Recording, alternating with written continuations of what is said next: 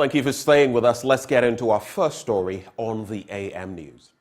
Now, Speaker of Parliament Alban Bagbin has directed Finance Minister Ken Ofori-Atta and the Works and Housing Minister Francis Asenso-Boakye to appear before the House to members on the preparedness to prevent floods with the onset of the rains.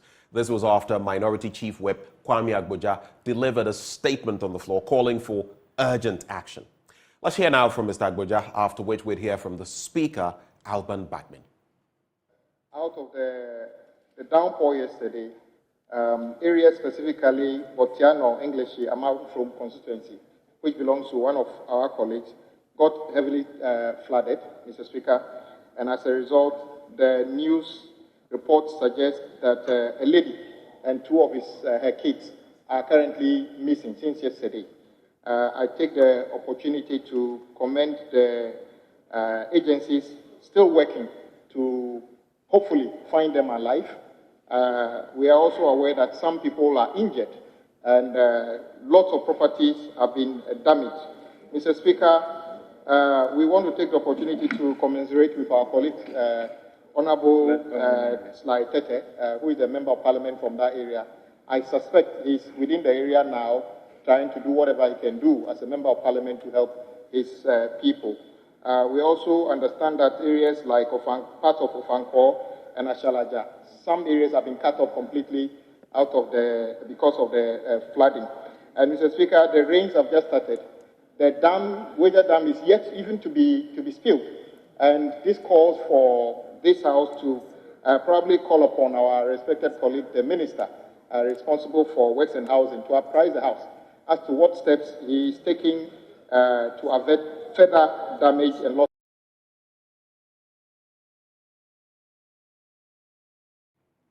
We'll now hear from Alban Bagbin, who's worried about the situation.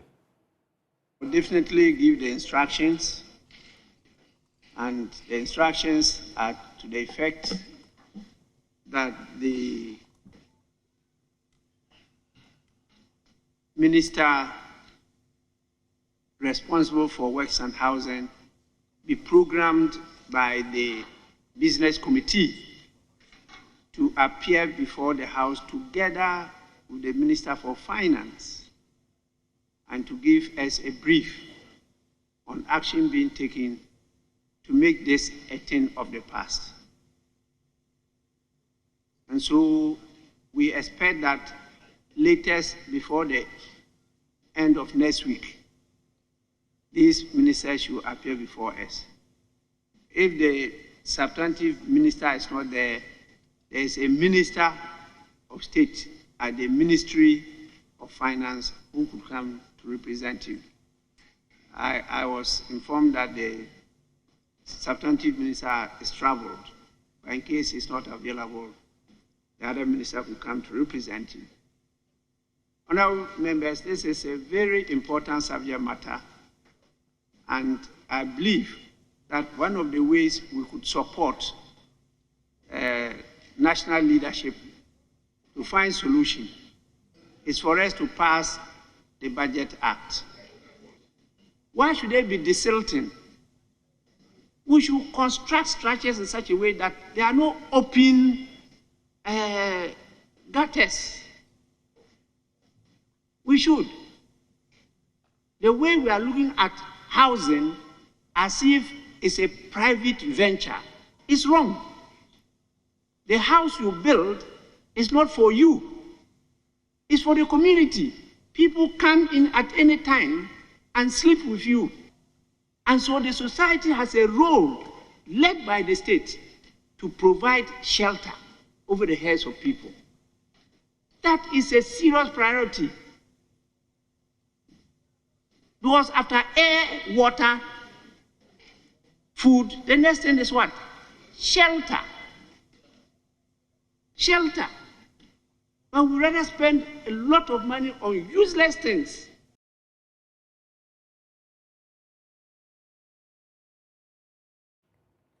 And that was Speaker of Parliament Alban Bagbin. Now in our next story, deplorable roads at Gulf City, Sakibediako and its environs in the Kpong-Katamanto municipality have gone from bad to worse due to perennial flooding. The bad nature of the roads is adversely impacting the livelihoods of thousands of residents who say they feel neglected after many attempts at seeking help. Here's Carlos Caloni's report.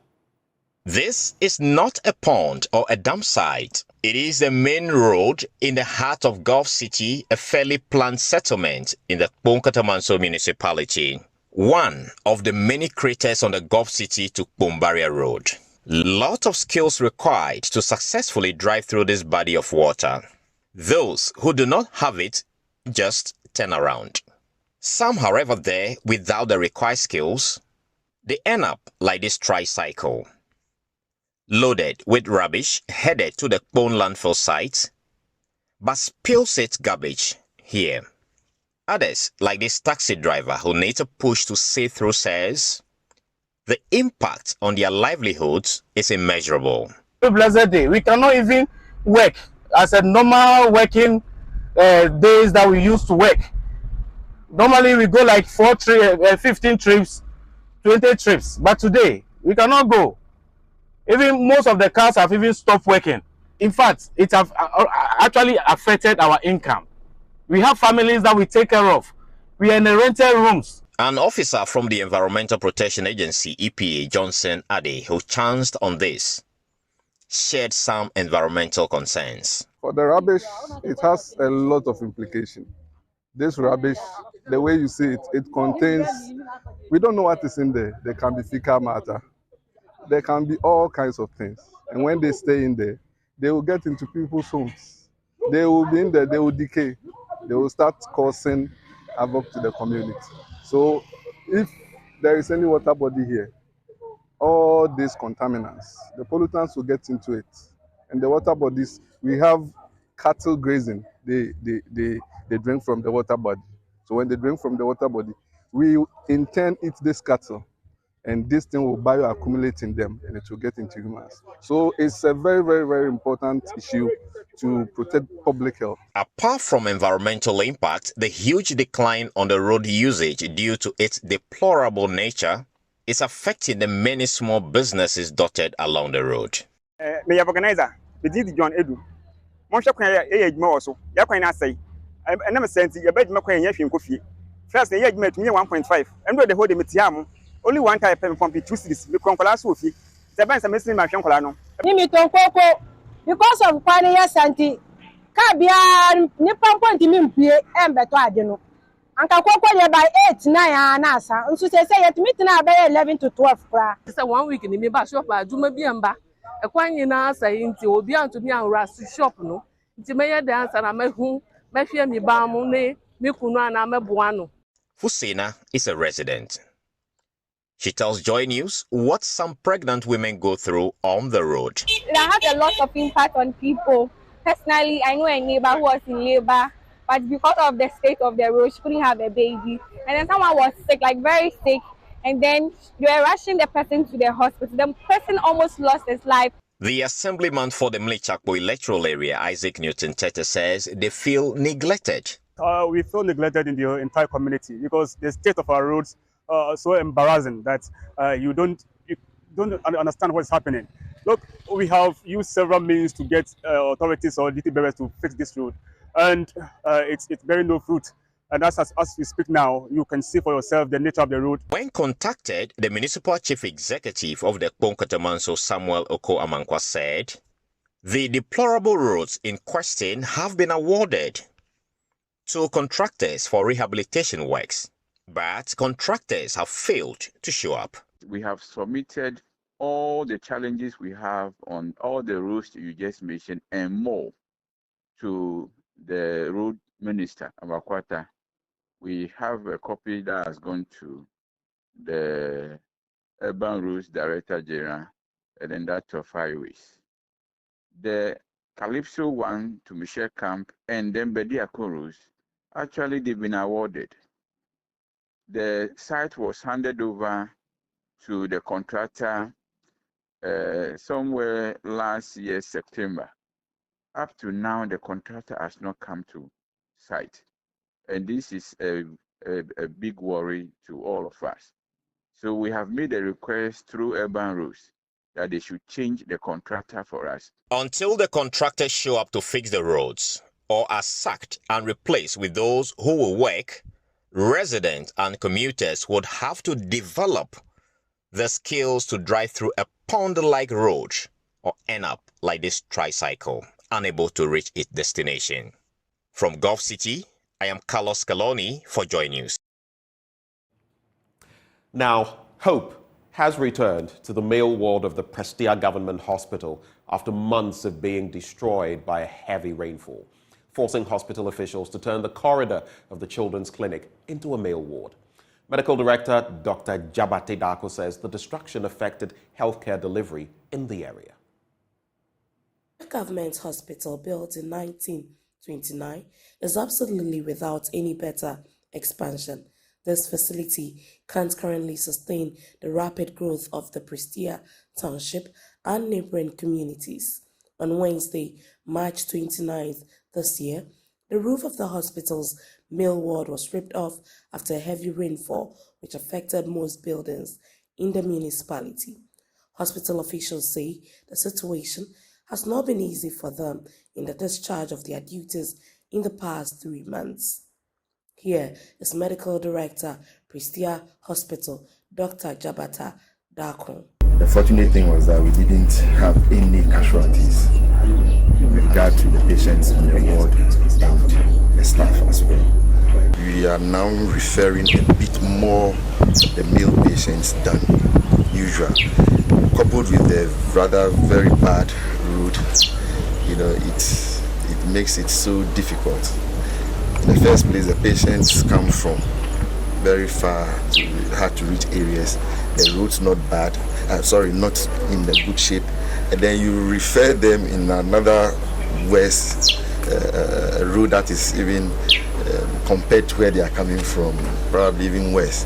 So that said, when you put all of these things together, it as it were, creates a lot of challenge, both emotional and otherwise, for the patients. The community is a referral center within the Prestea Valley municipality, and by the last count, the population within this municipality is in excess of 215,000. So this hospital, which is with a bed capacity of about 90, serves as a referral facility for this population. The Prestea Sankofa Mine, as part of their corporate social responsibility to their host community, has donated 500 bags of cement to the hospital to aid in reconstruction of a new male ward for the hospital. Justice Akwa is the MD for Prestea Sankofa Mine. When the incident happened, we were compelled to, and it is for that reason that today we are donating 500 bags of cement to the health facility. This is not the first one, and I don't think it's going to be the last one. Like the medical superintendent mentioned, when you look at the population of Prestea compared to the facilities that we have here, there is a shortage, and we will do everything in our capacity to ensure that at least we can meet the little demands of the community in which we are serving. For Joy News, in Athalia Kwanza, Western Region.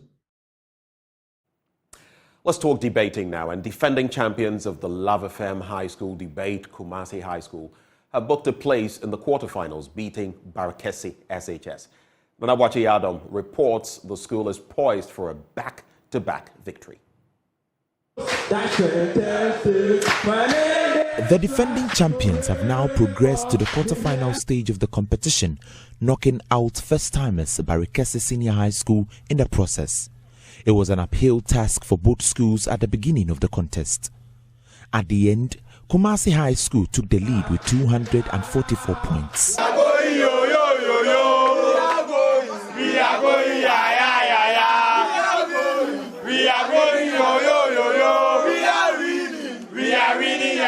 And of course, they won their contest today against Barakesi Senior High School. These are defending champions of the Love FM High School debate. Here we have the Kumasi High School with a title already and with a masterful performance today. I have the debaters here with me. I'll find out from them their trick, as usual, in winning the contest. How did you come by today's contest, winning it against Barikesi Senior High School? It wasn't that easy. We really suffered. But if you endure that much, you earn a glory at the end. So just wait what we did. It was just simple. I want to find out from you, was it anything difficult meeting Barikesi Senior High School, because they placed out a masterful performance during the preliminary stage? It wasn't that difficult for us, but then they did their best. And we are here to prove that we are indeed the defending champions. We are going to defend it again. With 244 points, indeed, you proved that you are defending champions. But let me find out from you as well. Going forward, what are we to expect from Kumasi High School, defending champions? Okay, as I said earlier on, Kumasi High School is just like MTN. We're there for you everywhere you go. And this is a sign of warning to all the schools out there waiting for Kumasi High School. So all the schools out there should watch out for Kumasi Senior High School. That's what you're telling them, right? Not Kumasi Senior High School, but rather Kumasi High School. Kumasi High School. Every senior high school out there should watch out for Kumasi High School. Yes, that's exactly what I'm putting across. What is that beautiful thing you're bringing out, something extraordinary you're coming up with, that will put fear in every other school in the competition? Okay, our predecessors gave us a game 50. Now, we are giving you a game 50 times 2. So that's our strategy and our plan. You just relax and wait for Kumasi High School. In our next contest, we will still prove who we are. We are the Mrantie. Emrantie. Emrantie. Emrantie. And these are students of Kumasi High School. They have won their contest today against Barikesi Senior High School. The motion today before the House is, quote, lessons of colonization should be eliminated from our educational curriculum. For Joy News, my name is Nana Boachin Dankwa Yadom. Let's stay on the competitive front, and the quest to clinch the national championship and make a name is forcing some senior high schools in the Northeast region to introduce science as a program of study. After presenting agric students in previous years for the championship, a teacher at the Bunkrugu SHS forced management of the school to introduce science education in preparation for the quiz. But what are the results? Gladly, 4 of the 17 students of the first batch of science students from the school have secured a slot for the school at the 2023 National Science and Math Quiz. Emmanuel Bright-Kweku reports. Awendwale. Lumane. Awendwale. Lumane. Alwendwale. Lumane. Congratulations, guys. So these are the guys from Bunkpurugu. Bunkpurugu, they just won their contest, the 4-man squad. They just won their contest against Nalerigu in a revenge battle, if I should put it. Last year, unfortunately, they were kicked out by Nalerigu. But this year, they've kicked them out by just a 1 point. They scored 21 as against Nalerigu's 20 points. How does this make you feel qualifying? I realize you were so happy coming out. Yeah, it makes us feel happy. Because last year when they won, they came and they were insulting and throwing tantrums, calling us underdogs. But now the underdogs have come back to shred them to pieces. So we are very happy and delighted to win this contest. Okay. They told you were underdogs. How did that feel at the moment? Yeah, we felt very bad because it made us feel like our teachers were not doing any work. So we had to put in extra effort to come back the following year and show them that we are more than underdogs. The last 2 years, the student I brought them, we qualified. They were agric students. So after that was last 2 years. So after that, immediately after that, I realized that I think I should introduce science to the school. So we did that. And these people are the first batch of the science students. Wow. So if I should understand, you instigated science being brought to the school. Yes. So how many are you in the... By force HOD. I'm the HOD for the department. So how many are you in the classroom and then your science? Tell me about it, everything. Science, currently there are 17. There are 17 students in the science classroom. Yeah, that's year 3. The year 2s are 12. The first years, this year, we had about 22. So we are just trying. I just discussed it with the headmaster. I told him that we have been going for the National Science and Maths Quiz. And then since we always face challenges in physics and in biology, usually that is those areas are our main issue. So I said, let me introduce the science. So even the science we introduce, we don't have a physics teacher. I have been teaching them physics from Form 1. Generally, I'm a chemistry teacher. So, but I have added the physics to it just because of the program and then how we can also bring up the name of the school. So I teach chemistry and then physics as well. So are you the only science teacher over there? Or you have other science teachers, chemistry teachers, but we don't have physics teacher. So I teach chemistry and then physics as well. So you tell me, this is your first time coming to Tamale. How does this make you feel? Oh, it makes me feel more excited because coming in another from one place going to another place, like it's a new thing. Because when I came, I saw the stadium and how it looks. So I'm very happy for being here. And I'm sure when you go to, let's say, Kumasi or Accra, you'll be more happier. Tell me about how you feel when you get there. That one, unless I get there first.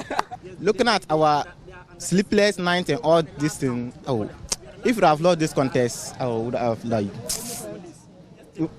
we would have been surprised of ourselves, and the master would have lost trust on us and all lot of everything that he's been doing to us and upon all it seems so good. But we are happy now, and everybody, I think those who are in our school, everybody will be happy to see.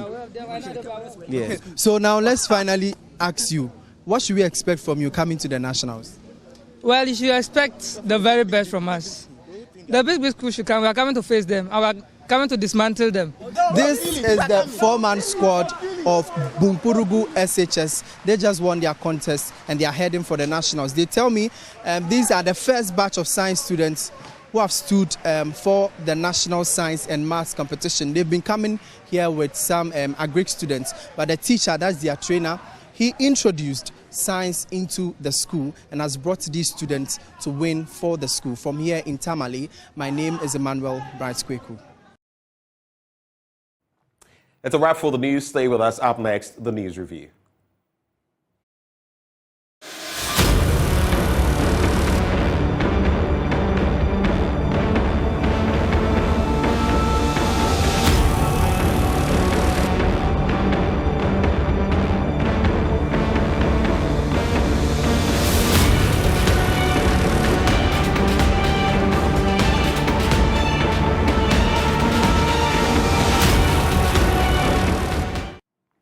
Well, thank you for staying with us. It's a Friday. It's a wet Friday at that. And I know maybe you've still not roused yourself up yet. But get up, stand up.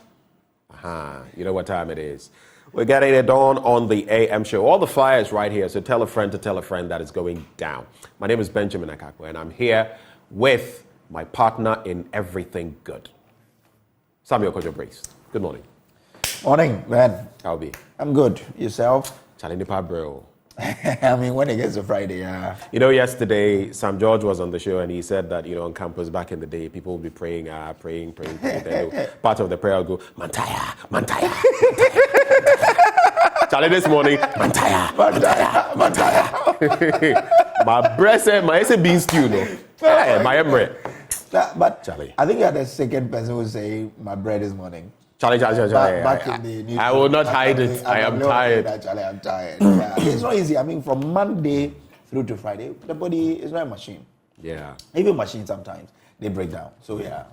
And nowadays, part of what adds to the tiredness, the balancing is not balancing. You understand? In terms of the pocket. No, it's not so balancing if you at all. don't do some noko fioko, some pakpakpa. Even the pakpakpa. Charlie, the pakpakpa self-loading. The pakpakpa is not pakpakpa. It's hard though. The pakpakpa. I was speaking to someone this morning and I was telling the person, said, Charlie, Kuba issue, and the person was like, Charlie, now all the gigs. It finished. Oh, no, they suspend them. The pakpakpa is not pakpaing. You know the fat. Charlie. Things make hard. It's in these moments that really, that saying, Yeah. It is in these moments really that you feel it more. That indeed, sometimes you can look at yourself, look at the balance sheet, look at everything you do in the month, and then at the end of the month you ask yourself, how did I make it through? Yeah. Because when I was counting job, and you still find a way of helping other people less privileged, doing this and that. And you ask yourself, how was I able to do it? This morning when I was coming to work, I was like, well, God, if I look at my gauge, I'm not sure it will take me to tomorrow. But I know that by close of day, I'll still go through to tomorrow and I'll go back home. So God is a miraculous God. He does things that supersedes our understanding. So sometimes that's our assurance that we have a Father who really comes through for us when we least expect. So, Charlie, because if I look at the gauge where it is, and have to come to work today, go back home, and come to work tomorrow and go back, it can't. No. You know, there are these times when, just to share in the faith, I know my reserve tank is pretty big. I've been told, because even when it gets full, it takes a long time before. I mean, you must not fill it to the brim, but you must. And there are times when I have been riding somewhere, maybe coming from Tema, and you know it is already blinking, and you are just praying, Charlie, don't go in. And somehow you get through. The following day, it will. I mean, God is amazing. You may talk about science and everything in there, and combustion and the reality, but with faith in God. There was a time when, back in the day when my family was in Nigeria, my father had to move from quite a distance. The petrol was blinking. Okay. I'm talking of the 80s. And he somehow prayed about it, and we got to our destination.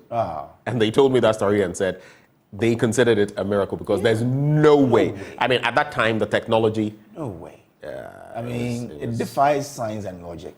Sometimes. So, we do. But what they only say, I know I feel no way. Yes, I'll be.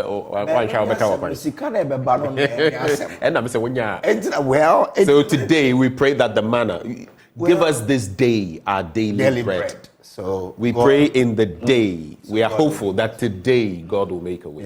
So who knows? Someone is watching you right now, and he's going to go like, "Kojo, Charlie, my drop it 2K, anyway, if you are someone like that, harden not your heart. Drop some local fuel for Samuel Kojo. Let's go. Let's move on. Anyway, this segment is brought to you by Endpoint Homeopathic Clinic. They're offering free prostate screening, free female fertility screening as well. Locate them here in Accra at Spintex opposite the Shell signboard. They're also in Kumasi, Kronumabwe here behind the Angel Educational Complex. Then there's Takrade Anaji Estate. Kojo is very familiar with that place. Tema Community 22, Techiman Hanswa, and Esiama and Zima. You can call them on 0244 867 068 or 0274 234 321. Endpoint Homeopathic Clinic, the end to chronic disease. Let's get into the news review. But before that, a number of matters to discuss this week. The president going after ratings agencies, the finance minister coming out to say what he did. And some of those other topical matters, I'll be looking at TOR and what is happening there, among other matters. Now, the independent power producers, I'll be tackling that in my blunt thoughts, are giving us an ultimatum. You know, initially they said till the end of this month. Now they are saying, yes, it's going to happen, and by July the 1st, it will go. You better crack. Any reflections on any of these matters? Let me start with my topmost. Your topmost, which is, the rains are also in there. Exactly. Yeah, the rains. And the deaths. Why we sit and allow the rains to wreak havoc on us every year beats my understanding. If we didn't know the solutions, I would have said, okay, we don't know.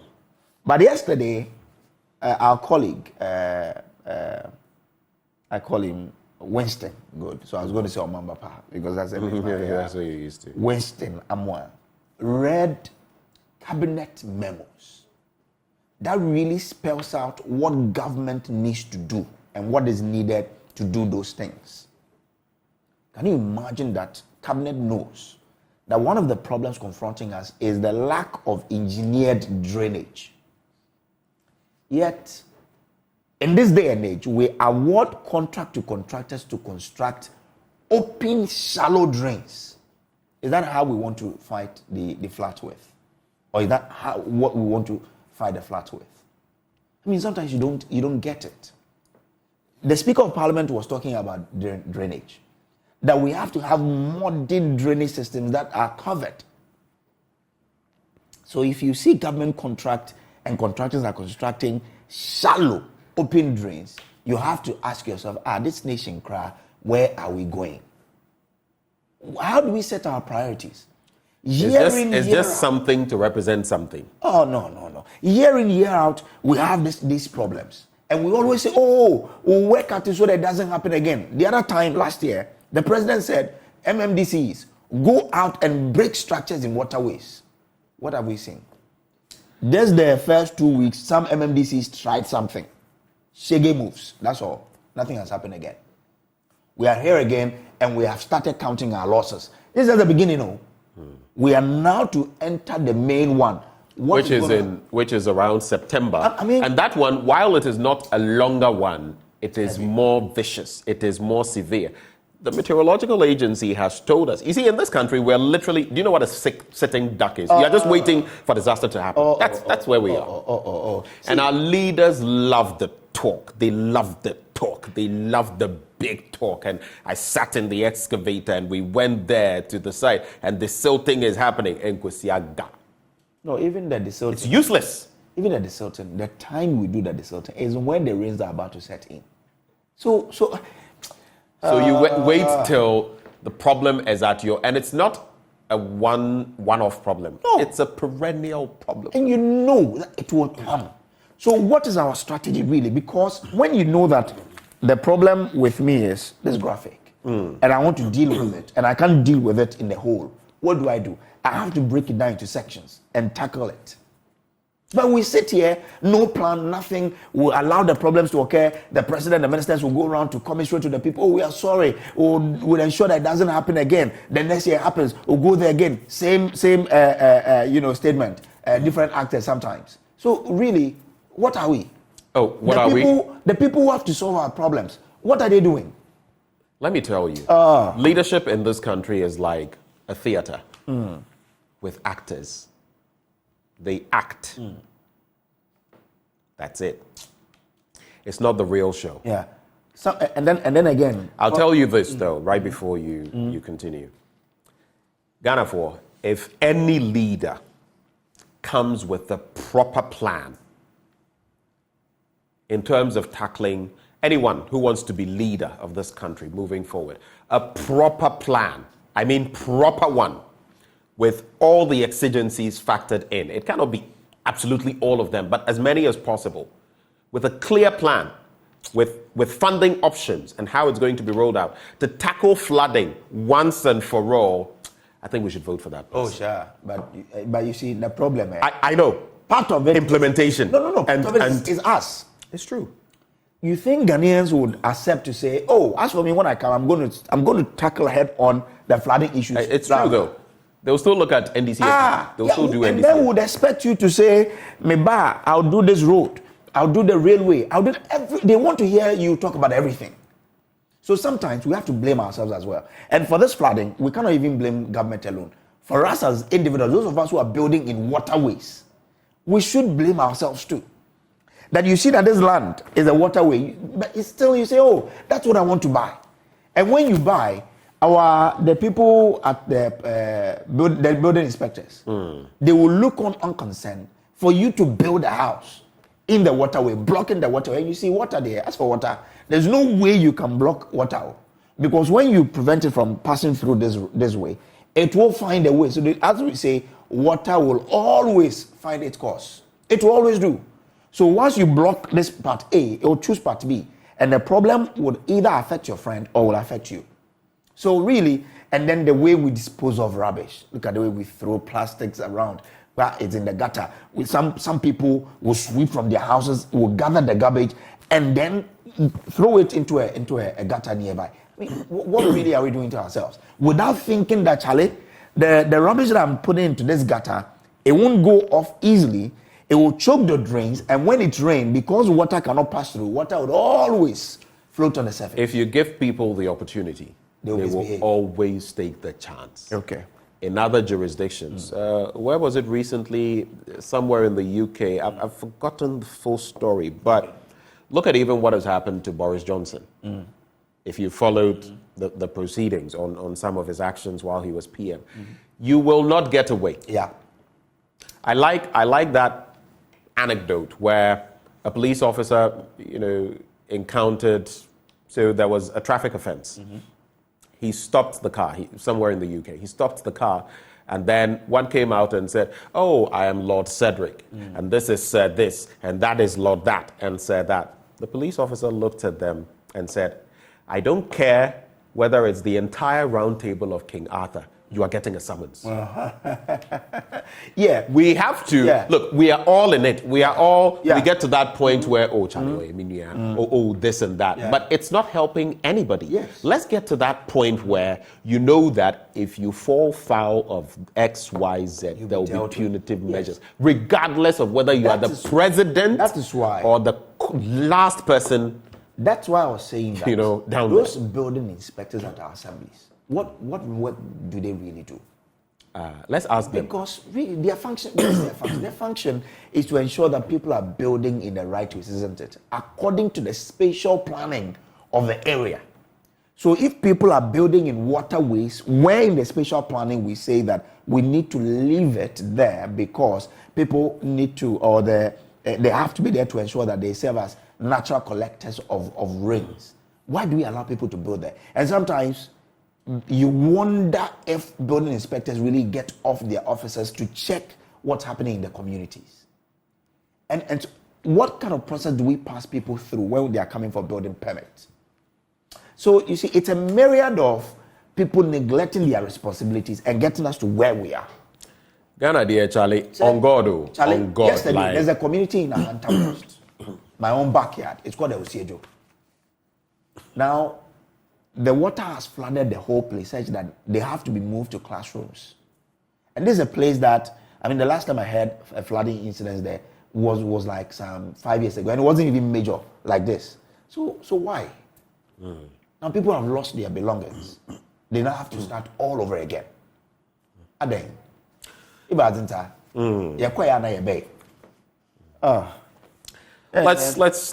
get into the papers. It's serious. I asked him. It's very worrying, very disturbing. And if you're a leader and you're overseeing all of this, especially if you like running your mouth and you see where we are and everything that is happening, you should really bow your head in shame. Because, Kojo, that's why I call them misleaders all the time.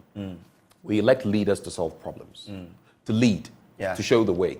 If you fail to do that, should I still call you a leader? But like you failed. I agree with you. You failed. Just as we are. And especially if you run your mouth and you say you can do things that are beyond the magical. That is another thing I feel we should be looking at going into election 2024. I see a lot of candidates now from different sides.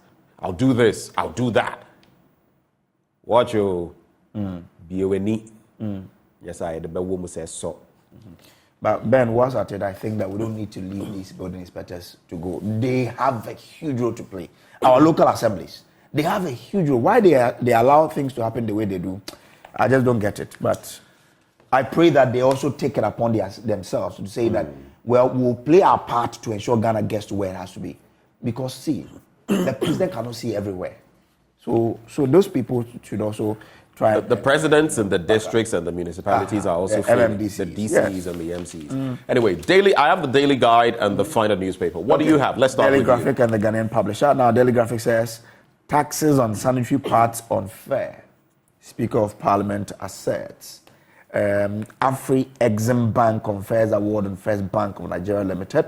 Police give chase to killers. Bust reminder to defaulting OMCs to pay bust margin. Supreme Court grant Quaison 7 extra days to file review. And new job in South Development on course. So those are the stories on the front page, I'm sure. Okay, so this is quite an interesting issue. Now, the Speaker of Parliament, Alban Bagbin, has expressed strong abhorrence at the imposition of taxes on sanitary pads in the country. He described the passage of laws by Parliament to impose a tax on sanitary pads as unconscionable and a cardinal sin. The House should not have allowed it at all. You know the impact of that law on human resource development and the development of this country is immeasurable, he observed. Some of the taxes on sanitary pads are the 12.5% value added tax and 20% import duty. Wasn't he in Parliament when they were passing these bills? He was, so really, I wonder why he's now telling us that it's unconscionable. Well, those are the questions, but I'm just looking for this. I think it's the AGI, the Association of Ghana Industries. They've also come out with a bit of a statement on, yes, I think I see it now. Okay. They say, so it's a press statement and it says, pardon my having to read from here, The Association of Ghana Industries, so AGI cautions government on removal of taxes on imported sanitary pads. The AGI wishes to caution government that any policy measure that seeks to remove taxes on imported sanitary pads at the expense of local manufacturers of same will be detrimental to our economy. As much as the waiver of duties or taxes on imported sanitary products for our young women to make the pads more affordable may sound good, this will only end up completely wiping out the few local sanitary pad factories left in the country. Therefore, the association is of the view that the call for the removal of duties on imported sanitary pads is misplaced. I disagree. Oh, okay. I disagree. Why? There is some sense in what they are saying, yes, because you must protect your local industry. Yeah. But you also mustn't say that because of the fledgling, the very small local industry, they talk about meeting the requirements. They can't. Let's be realistic. Sanitary pads across the country. Who are the venture capitalists? Is government now going to go into the business of doing business? Is government now going to, what else? I mean, 1D, whatever. Is this going to be? So while I agree that local businesses must be protected to some extent, you can't tell me that just because of that, and that small component, we should let the entirety of the population of women who go through this every month to suffer. I don't think so.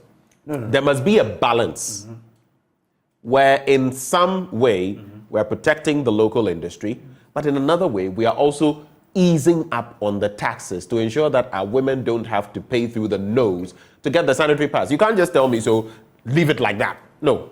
So that doesn't work for me either. I think what can be done to save our local businesses and still ensure that we are having sanitary pads is to remove, say, the taxes and allow the import duty to be there. So that so you mean the VAT should go? Yes. Maintain the import duty, because if you do that, that's how the local business can also be competitive.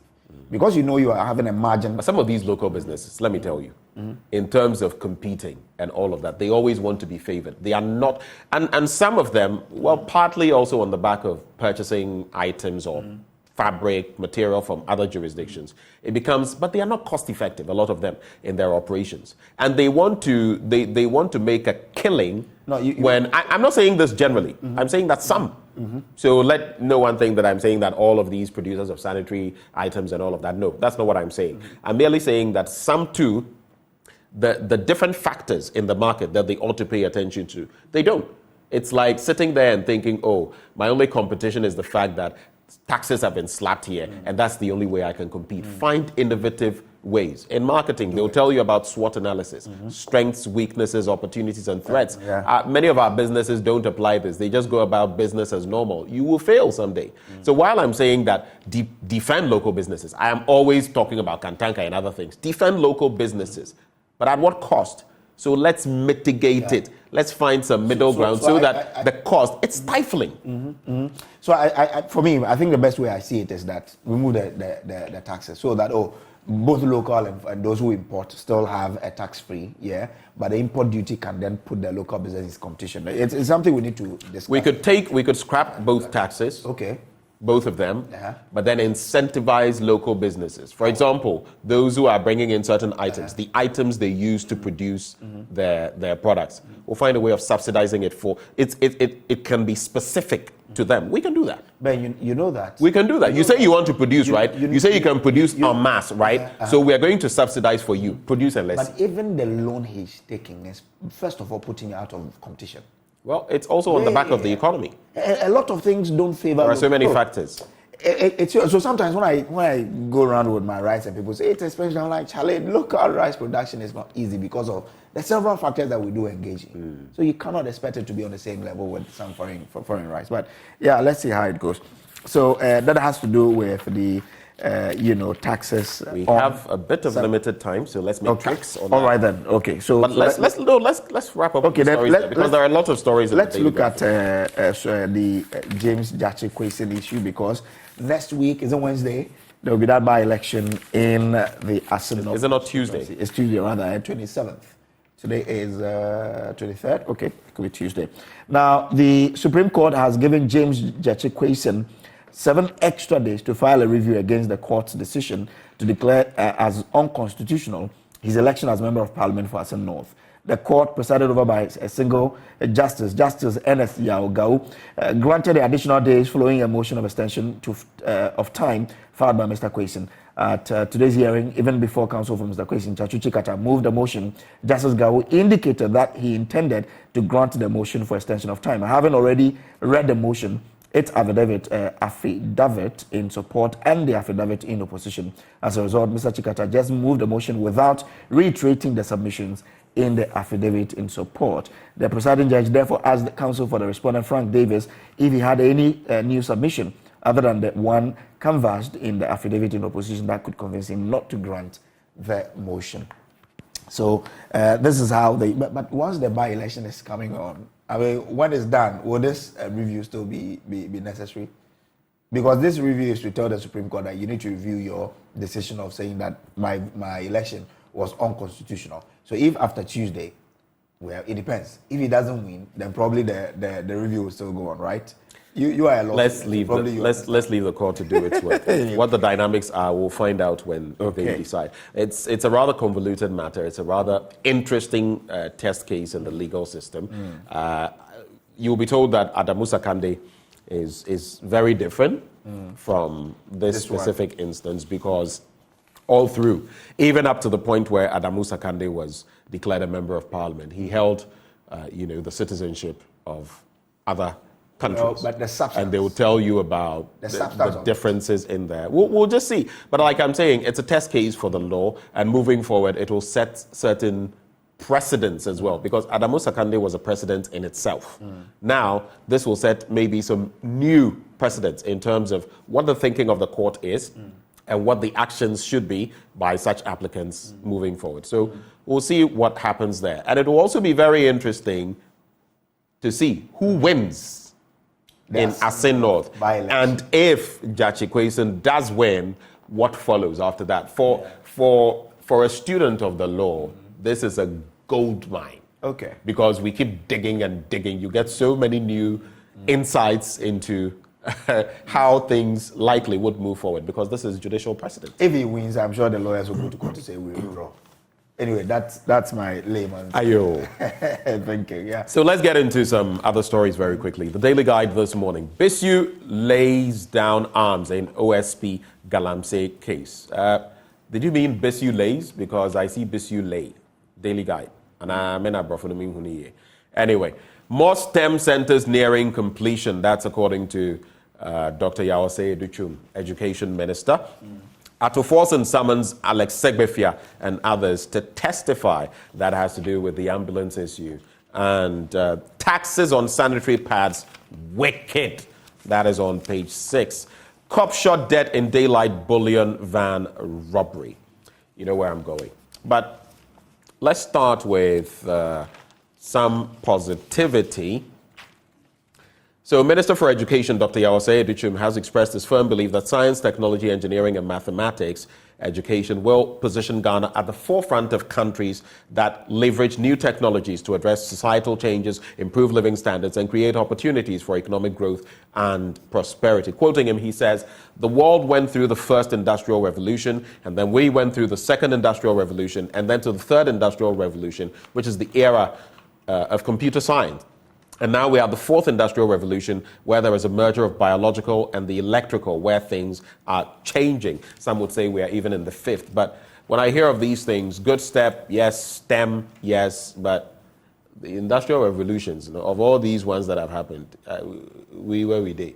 Which one have we really capitalized on? Zilch, zero, naught. Maybe you talk about the one day, whatever, as our way of trying to industrialize. And how has that fared?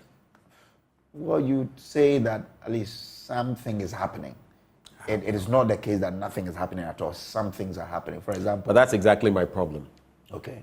We tend to be mediocre in our expectations. Okay. And we also have leaders who give crumbs and think they've done a lot. Well... We can't be sitting on what we do, the resources we do, human, mineral, oil. Now we're increasing our production to 120,000 barrels in one of our fields. We can't be doing that and still be marking time. Makes no sense. Well, there's also... just that sometimes I feel that where things are happening, we can say that, oh, this is happening, but we can do more. For example, you know this cylinder thing we Rachel Grunya, the recirculation, right? Solid things happening there now because of that documentary. They're getting new opportunities. That's the whole point. It took us going there and making a whole lot of noise. Well, if we hadn't, it would have been situation normal. All messed up. Taxes on sanitary pads wicked. You've already taken that story. The Speaker of Parliament said that, and I wholly agree with him. I agree with him. Alban Sumana Kingsford, Bagman. Queen Mother's call on First Lady, that story also on page 7. But let me get into this other story. So, an Accra High Court has issued witness summons against former Minister of Health Alex Segbefia and 2 others at the request of former Deputy Minister of Finance Dr. Kasila to force him to testify for him in his ongoing trial before the court. The other 2 are Seydou Kotoma, former Controller and Accountant General, and Patrick Nimo, the current Chief Director at the Ministry of Environment, Science, Technology and Innovation. So that's how the case is panning out. Both Mr. Segbefia and Mr. Nimo are to appear before the court on June the 29th, 2023, while Mr. Kotoma is scheduled to appear on July the 6th. I'll wrap with that story, sad story, about the cop. So this country, lip service, mouth, will do. Armed robbers yesterday attacked a bullion van at the Star Oil Fuel Station near the ECG office at Ablekuma Fan Milk in Accra, leaving 1 police officer dead. May his soul rest in peace. We commiserate with the family. Now, the robbers, numbering 4 and riding on motorbikes, targeted the police escorts in the vehicle and shot at them in the shoulder and abdomen shortly after the vehicle parked at the filling station. The 2 police escorts reportedly engaged their attackers in a firefight with 15 shots fired in the encounter. CCTV footage of the incident showed 2 of the robbers on a motorbike following the van to the station, while the other 2, also on a motorbike, emerged in front of the van and opened fire. How many times have we not spoken about this situation? And we had all the stuff about within a certain period, the Bank of Ghana, we're going to ensure that they meet these requirements, armored vehicles and all of that. We don't get tired of sorrow, distraction, sadness, poverty in this country. If we did, we would hold our leaders to much stiffer, sterner responsibility, like other jurisdictions do. Over to you. The Ghanaian publisher, STEM education is a game changer, says Education Minister Dr. Nick Dansweje urges calm as the OSP requests access to ICAMs. NDC is afraid of Baumia, that's according to Nana Akamah, and Speaker condemns imposition of taxes on sanitary pads. But I'm interested in this story. It says Teacher Association blames long homestay for mass licensure exam failure.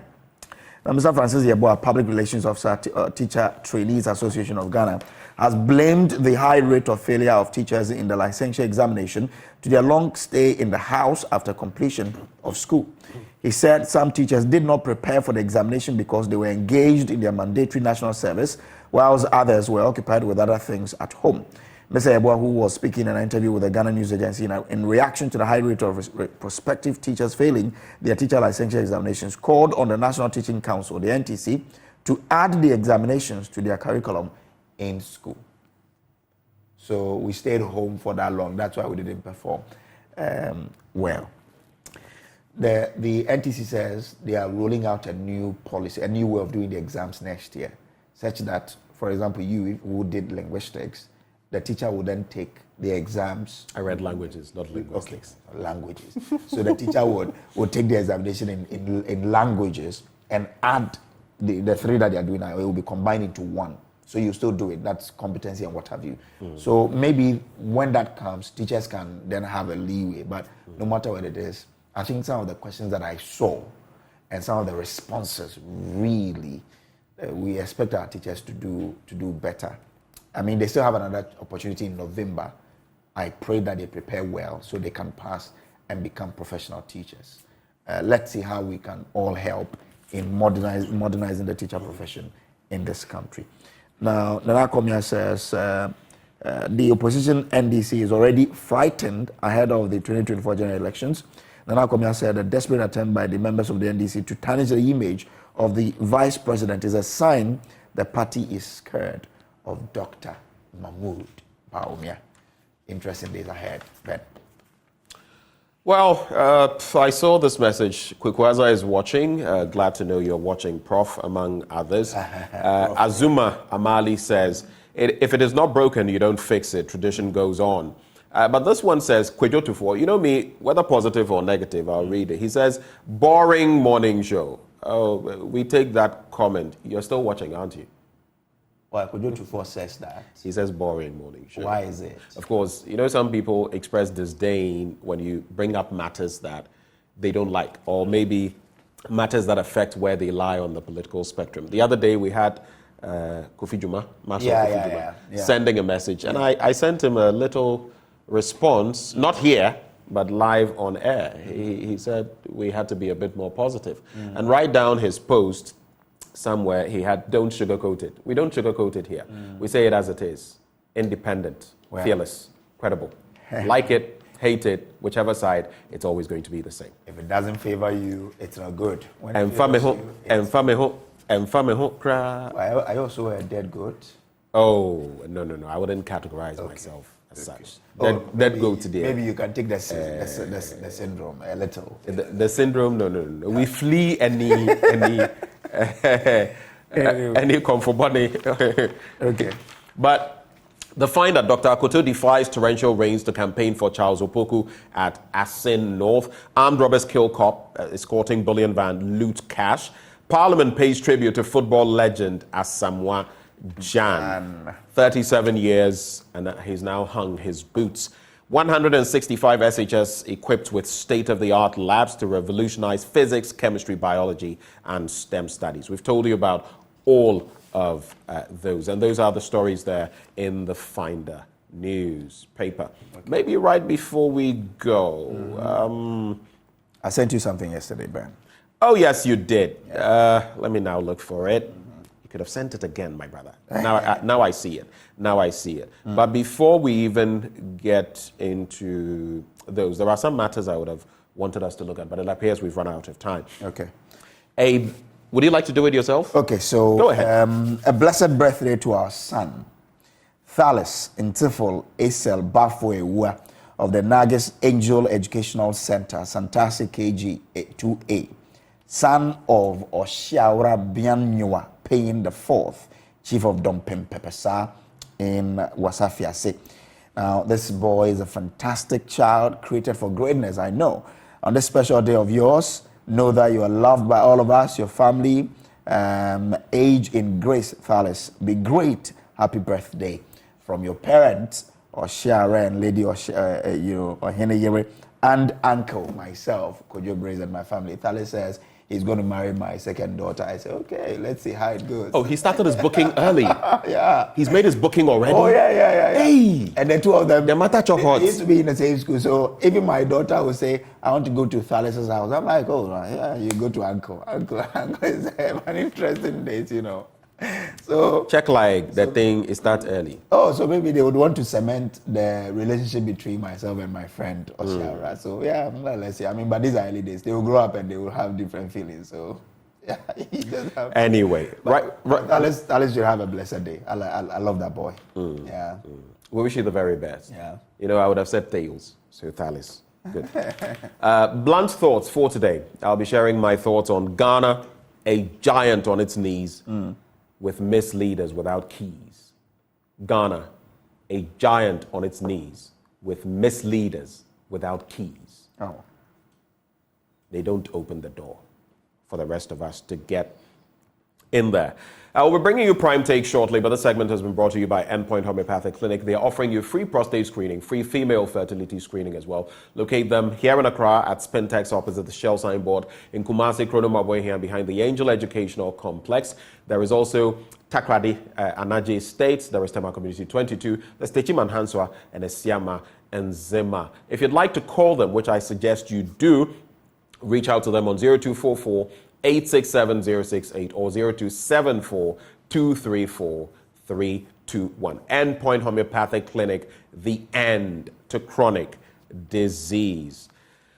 Well, today on Prime Take, Muftau Nabila Abdullahi engages J.E. Sapon. Let's find out what they have to share. That up next.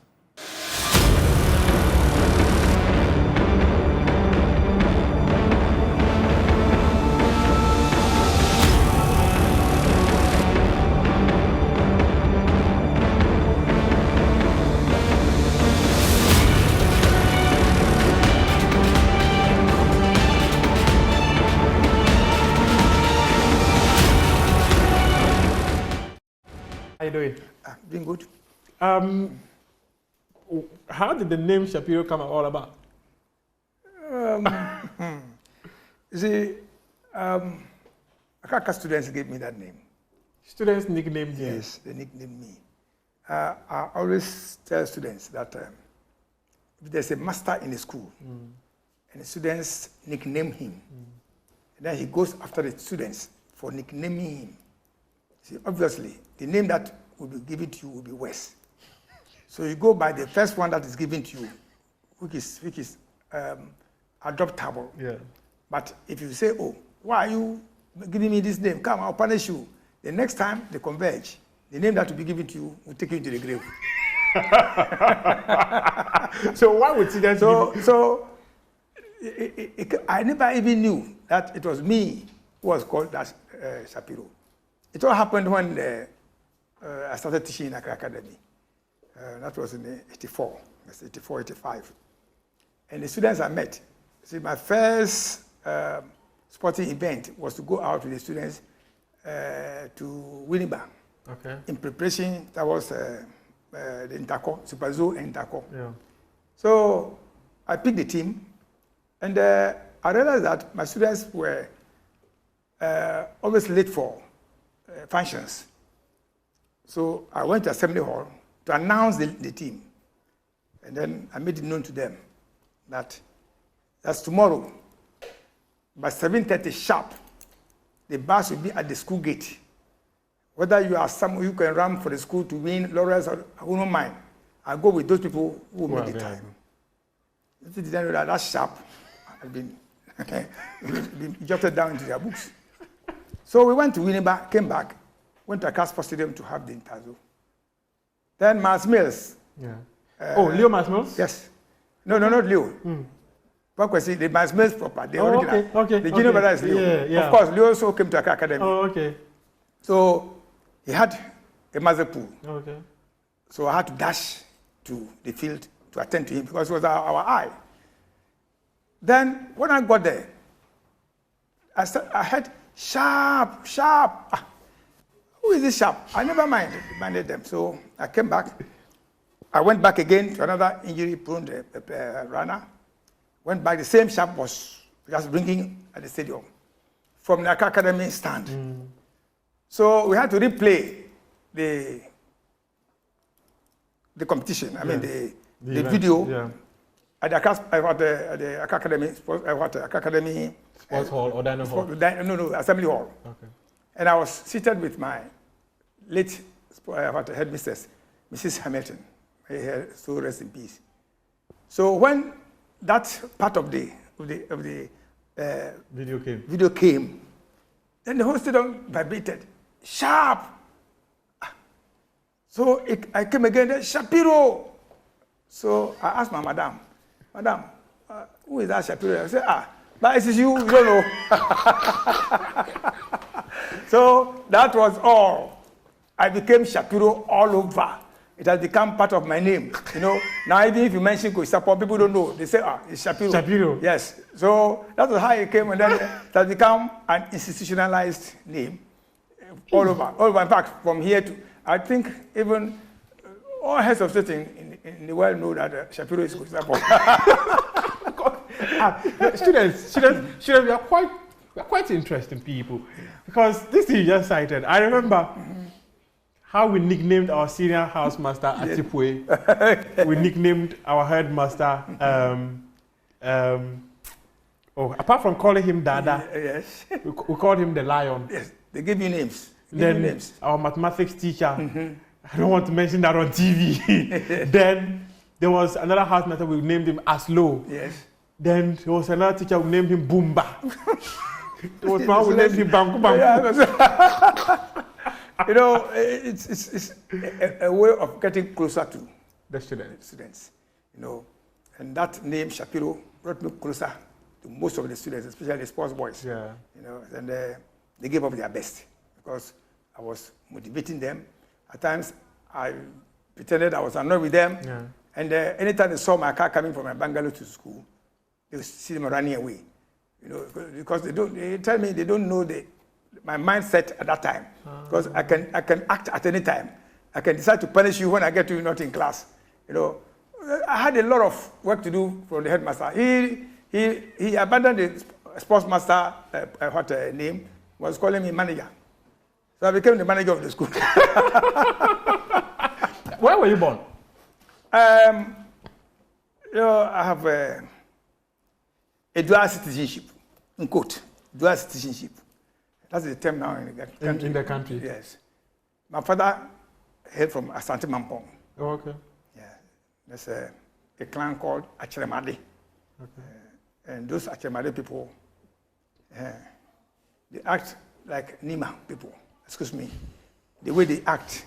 If you offend them, they'll make sure by 6 o'clock they reply. They don't go and sleep over it. So that's where my father hailed from. Okay. And then my mother hailed from Nkonya. Okay. Nkonya Chiburu. My mother was a Guan. Of course, both are deceased. Yeah. Yes. And so for me, that's why I said you are dual. Yes. So but I stayed mostly with my mother in Nkonya. My father said my mother should take us to Nkonya because by what he said, the Evers are more brilliant. So you shouldn't school me in Ashanti region. I should go to Nkonya. That was why I ended up going to school, all my education in Nebuta region, in Nkonya to be precise. Okay. From class 1 to Form 4 in Nkonya. From Form 1 to Form 5 in Nkonya Secondary School. Then I moved out to St. Francis Training College. Okay. 2-year POSEC. Then from there, I taught for almost 11 years. Then I went to Winneba to do the PE course. And then I was posted to Accra Academy. Oh, I see. Yeah. How many siblings do you have? What? Siblings. How many siblings do you have? Oh, I have 5. 5 siblings. You're the senior. I lost one last year. Oh, sorry. I lost the elder one, the oldest one last year. So I was left with 4. So 2 boys, 2 girls. Oh. Yeah. Yeah, then it means that the other one was it also a boy or? The one who died? Yes. Yes, a boy. A boy. Yes. So it was 3 boys, 2 girls. Yes. Perfect mathematics by your parents. from a sports master. Odd number. Yes. So how was your upbringing like? Well, my mother, I was on WhatsApp with somebody from the US, was asking about my background. I said, look, my mother used to tell me I was a very bad boy. I never knew. My mother told me that I was a very bad boy when I was growing up. Are you number 2, number 3, or number 4? No, we are only 2. I know, no, I mean your position. Are you child number 1 or child number 2? You are child. I'm not surprised. child number 1. They say second boys are always. Yeah, child number 1 is a woman. It's a woman. Oh, okay. So we're only 2. So my mother told me I was a very bad boy. So you know that I don't know whether it was a motivational message to me. Your mother tells you, you are a bad boy. Every day you wake up, you are a bad boy. Look, I don't like the word, you are a bad boy. So it rang in my head. How bad am I? So I remember one time, my mother was monitoring me and my brother from Nkonya, good ways. Yeah. And we were planning to do something bad. And my mother sneaked behind us. I never knew. Together with my brother's mother. I don't know whether they planned. So we were planning. You know, we're very hungry. So we're planning to go to a shop bar, and then the fufu that is being pounded, we use the plate, we put some fufu under the plate as a magnet, and then put it on the coins that the woman has been collecting. Then we pretend that we want to buy fufu and tell her that we want water to drink. She will go to the house and fetch water. Before she comes, we'll collect the coins and pay her back by buying the fufu. So my mother came out to say, look, you see, I said you are bad boys. You see what you have just planned. You see you. You don't know that this time you are the ugliest pupils, boys in the crowd. You know, and then my mother deflated that plan. So anytime I sit back and try to recollect what my mother told me, I say, my mother, you should have been rather positive in my life. by using the negative words, as if what I was doing was good. You know, you are a bad boy. You are a bad. It means you are hyping my character. Yeah. No, it should have been the opposite side. Look, you are a good boy. Don't do this. You are a bad man. Don't do the positive way. You know, this is to those who are bringing up their children. They need to always be positive. That's right. Because if you keep on saying somebody is bad, he feels you are trying to hype him. Yeah. He goes to do very worst things. You know. And my life was full of this type of behavior. When at one time I stole school bottles to go and sell. My mother told me I was a bad boy. You know, I stole school bottles that were meant for lining the pitch. I mean, with bottles, you know, for volleyball. Those days, we didn't have. I needed to know how to ride a bicycle. And you had to pay. Every 5 minutes, you have to pay some coins. I didn't have. I was eager to know how to learn to ride. I was in middle school. Form 2 or so. So I gathered some small boys from the kindergarten side, ordered them to carry the bottles. I was carrying the biggest load. We went to sell to the Gawe people, those who buy bottles. I mean, nobody brought them to Accra for the breweries. And I collected the money and then I went and used it to ride. Apparently, when I was collecting the bottles, there was one senior who saw me. And then he went and reported to the head teacher of the school that he had seen me carrying bottles from the school. Little did I know that the headmaster had planned to disgrace me. So the following day on Monday, I came to assembly, satisfied that I had done what I wanted. I mean, I've known how to ride a bicycle. So he announced, after the normal school assembly, he said he had an announcement to make. I never knew he was going to mention me. Then he told me to climb and come to the top to where he was standing. I went there. Then he said, they should all look at me. But man never went to that. You know, the guy who reported me was one Toya, a police officer. He used to stand at the CMB area to direct traffic. They call him dancing policeman. Oh, okay. Yeah, very tall, lanky, who danced to direct traffic. Wow. Yeah, he was my senior in Saito, in elementary. He reported me. At that time, he became a policeman because he reported me to the head teacher. So he became a policeman. Then the man said, you know what? You see this boy? The whole school exploded. Yes, sir. Do you know him? He said, yes, sir. What is his name? Oh, Sapo Emmanuel. So good. Apparently, you are called Emmanuel too. I said, yes, sir. I'm a good man to let people follow you to town. For them to be singing after you, Julo. I never knew what Julo meant. So he asked somebody, do you understand Julo? Then there was one boy who came from Accra. So he said, a thief. So, oh. So they should follow me to town and say, thief. Apparently, I was leaving away from the school to go and bring the bottles back. How do I go and bring the bottles? How do I go to a Gawo man who has tied these bottles in the bag? But now he's even gone. No, unfortunately, he was packing. He was trying to pack the bottles to the vehicle. For 2 days, he was still packing. How to tell my mother was a problem. My mother said, we have not been going to school. Why? So I'm not feeling fine. So look, my mother went behind me to the school to ask why I was not coming to school. So my headmaster broke the news. I was shipped. I will never forget in my life. My mother could speak many languages. So he went to the man and spoke Zamarama to the man. So apparently she had to pay. And the bottles were returned to the school. You see? There are many, so if my mother told me that I was a bad boy, because it was ringing this in my head. Bad boy, but I went on that tangent. You know? So later, I saw that, no, that was a very bad behavior. No, of course, my children didn't take to me. You regret some of these things, right? I do what? Do you regret some of these things? Oh, childhood, I don't regret. It made me a hero. It made me a hero. Nabila, there are many things that I don't want me to say on air. So, growing up, I had to leave these things behind. Yeah. Yes, and I was so very important to my school. We were the pioneers of the school. Yeah. So I had to leave it. But apparently the headmaster saw that if he doesn't give me a position, I'll continue to be bad.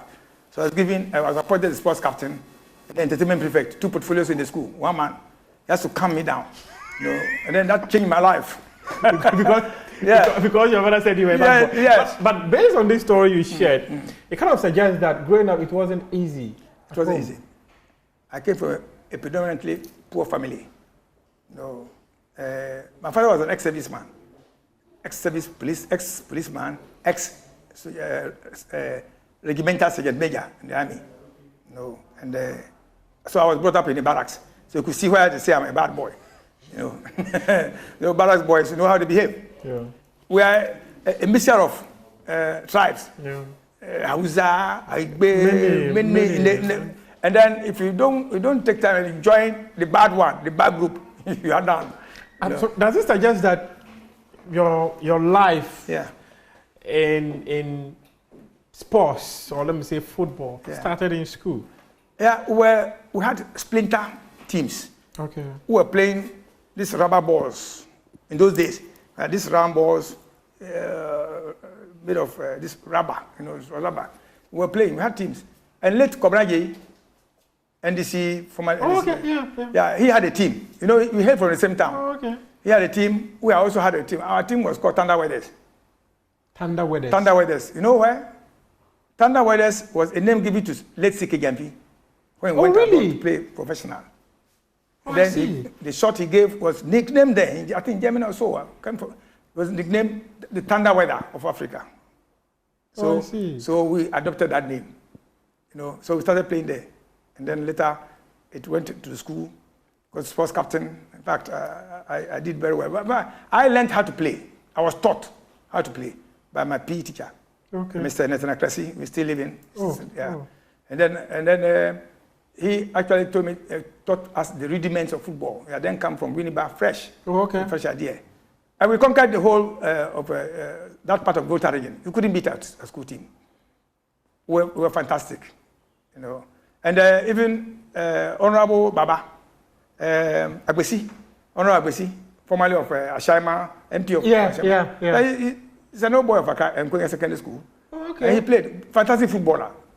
Very great football. I don't know why he came to. I think that man.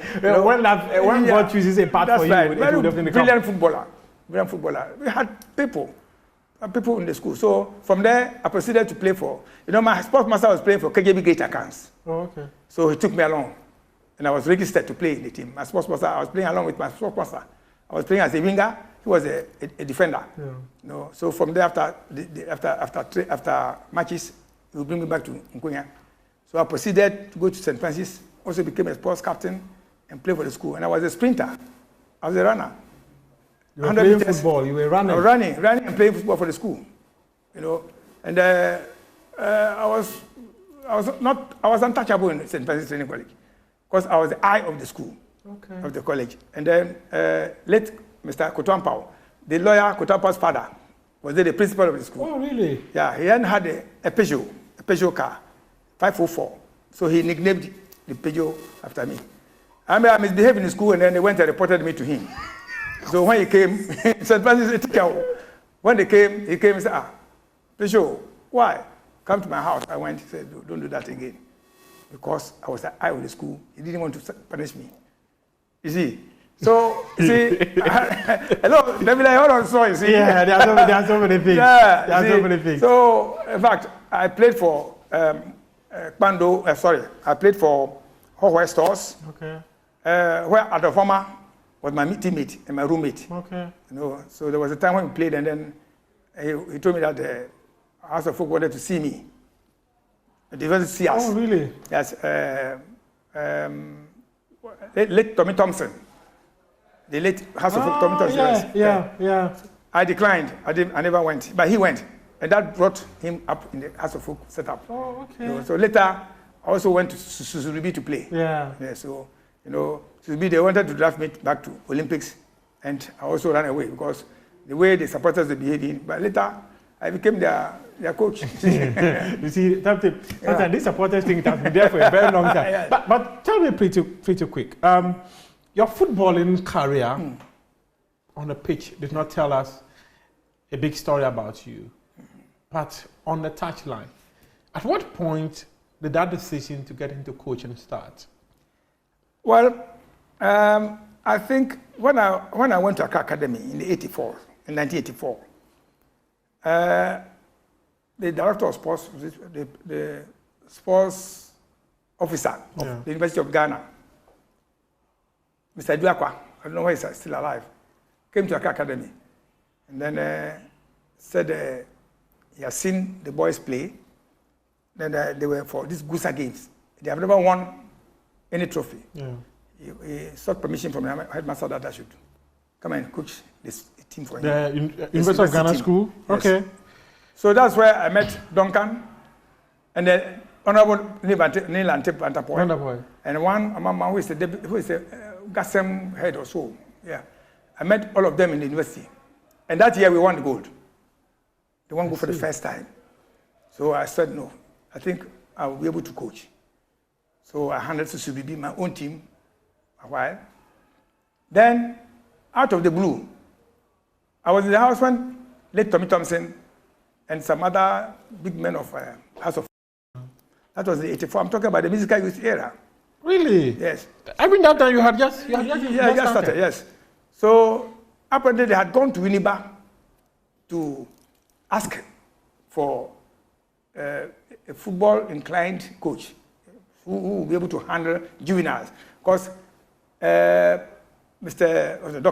Nyahu had then dissolved House of Folk, sacking about 23 key players. He dissolved the team. So we had to go in for these young ones. And I met my old man, DSP Coach Kobna, late DSP Coach Kobna. But when they came to my house, they brought about 5 cars. I remember very well, late Tommy Thompson, Nana Santisechi, their secretary came, and then they brought a bottle of schnapps, then HP Yamite. Okay. So they brought a bottle of schnapps. Former GFA chairman. Yes. They brought a bottle of schnapps and said, did I know the reason why they have come? I said, no. And Tommy was a chain smoker. So he sought permission to smoke. I said, no, he should feel free and smoke. So, okay, they have come to take me to House of Folk to coach. And this is, if you've come to somebody's house, you want to bring a bottle of snap, and some money. There was money attached to it. So I was shivering. Hey, I was looking at house as a very big, big institution. And from Accra Academy to go and stand there and coach this team. Of course, it's not beyond my capabilities. Yeah. But if you look at the name House of Folk, from afar, I didn't want even to get closer. So that night I didn't sleep. I was pondering what would happen to me on the pitch the first day. So when I went, I met Dr. Nyahu and then my boss, DSP Coach Kobna. So I was introduced as the young man who was coming to help him. The little psychology I had, I saw that my boss wasn't happy. But when they bring a new coach, the board brings a new coach, it means they are coming to sack you. So after training, I went to him. I said, Dada, you know what? I'm not coming to take your job from you. I'm a young coach. Teach me everything in coaching. Teach me everything. Feel free with me. Take me as your son. And teach me. So one day I will mention your name as somebody who led me into this game. So he relaxed. He taught me every ingredient in football. Coach Kobna, late Coach Kobna. He could even predict that, look, tomorrow you see the training we are doing, tomorrow, that Sunday we'll beat this team about 3 goals or 4. And it happened. He told me that the last training session of a team, when the team hits a crossbar during training, I mean the probable the team that's going to play, when they hit the crossbar, in a match they will hit the crossbar. If they miss chances, in a match they will miss the chances. So make sure that when we are training, all those balls must enter the net. And it happened. One time I wanted to test him, the bad boy that I was, I wanted to see things for myself. There was one Ezekiel Alamu, he played for House of Folk, he's now in the US. And then some of these our boys in house, So Alamu was an adroit dribbler.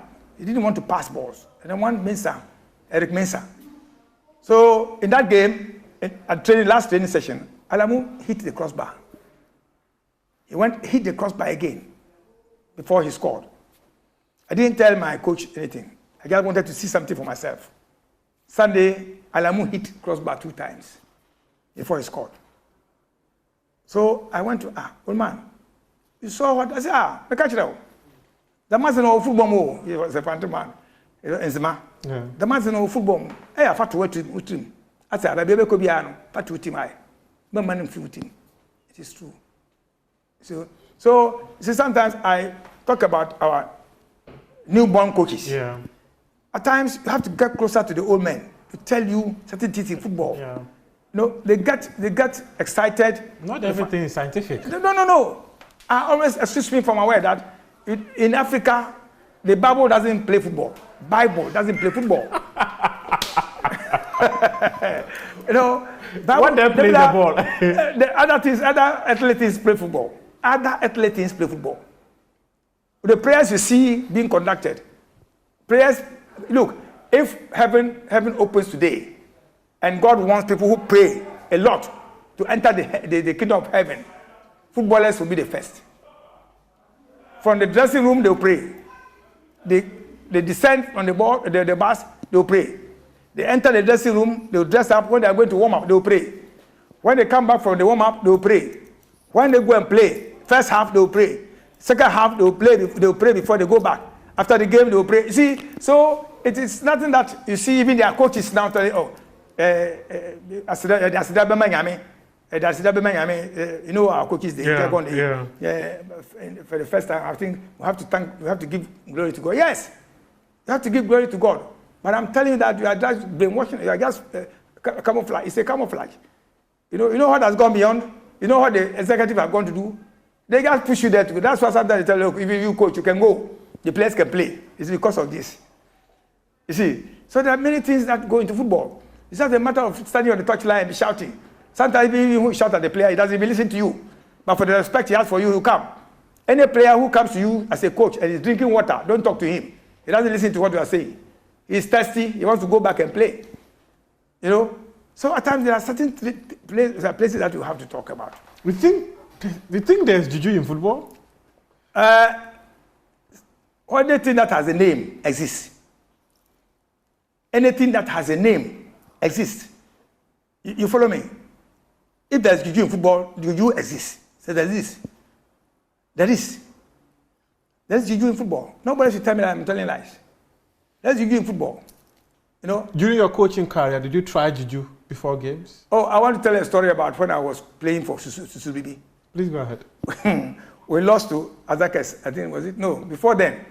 Azakes was one big team that was worrying teams.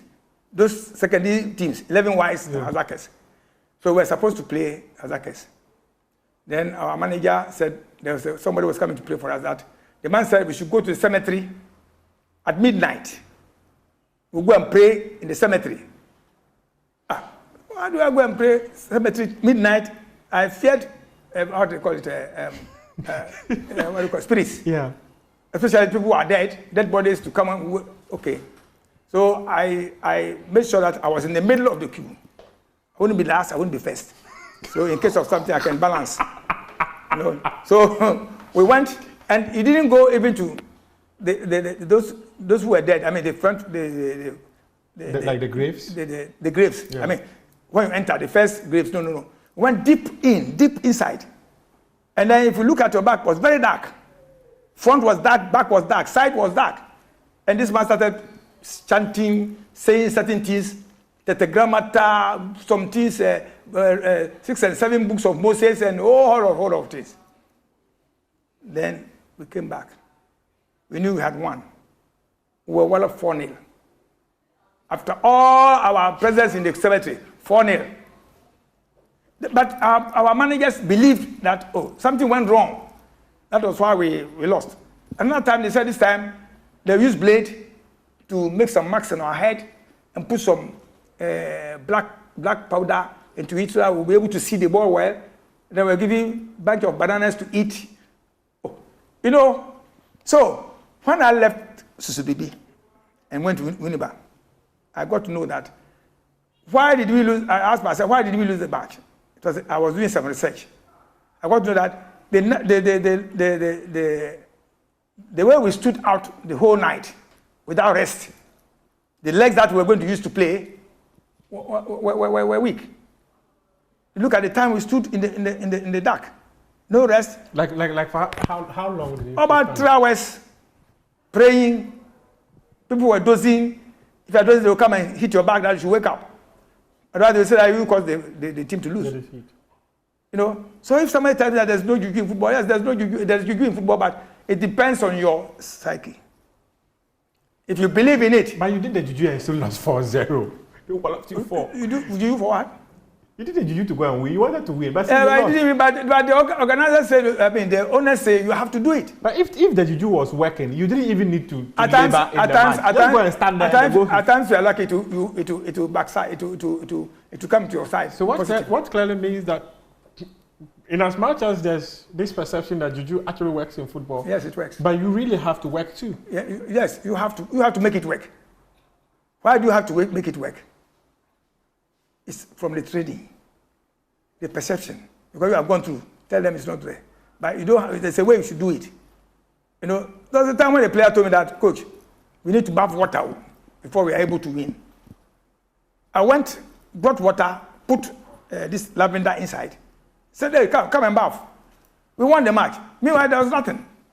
You know, just because they had the belief in the water that if I bring in the water in the bath, and win. No, so if I get you clear, yeah, is it how you think that influences whether juju works or not, or it is the juju that will help you win?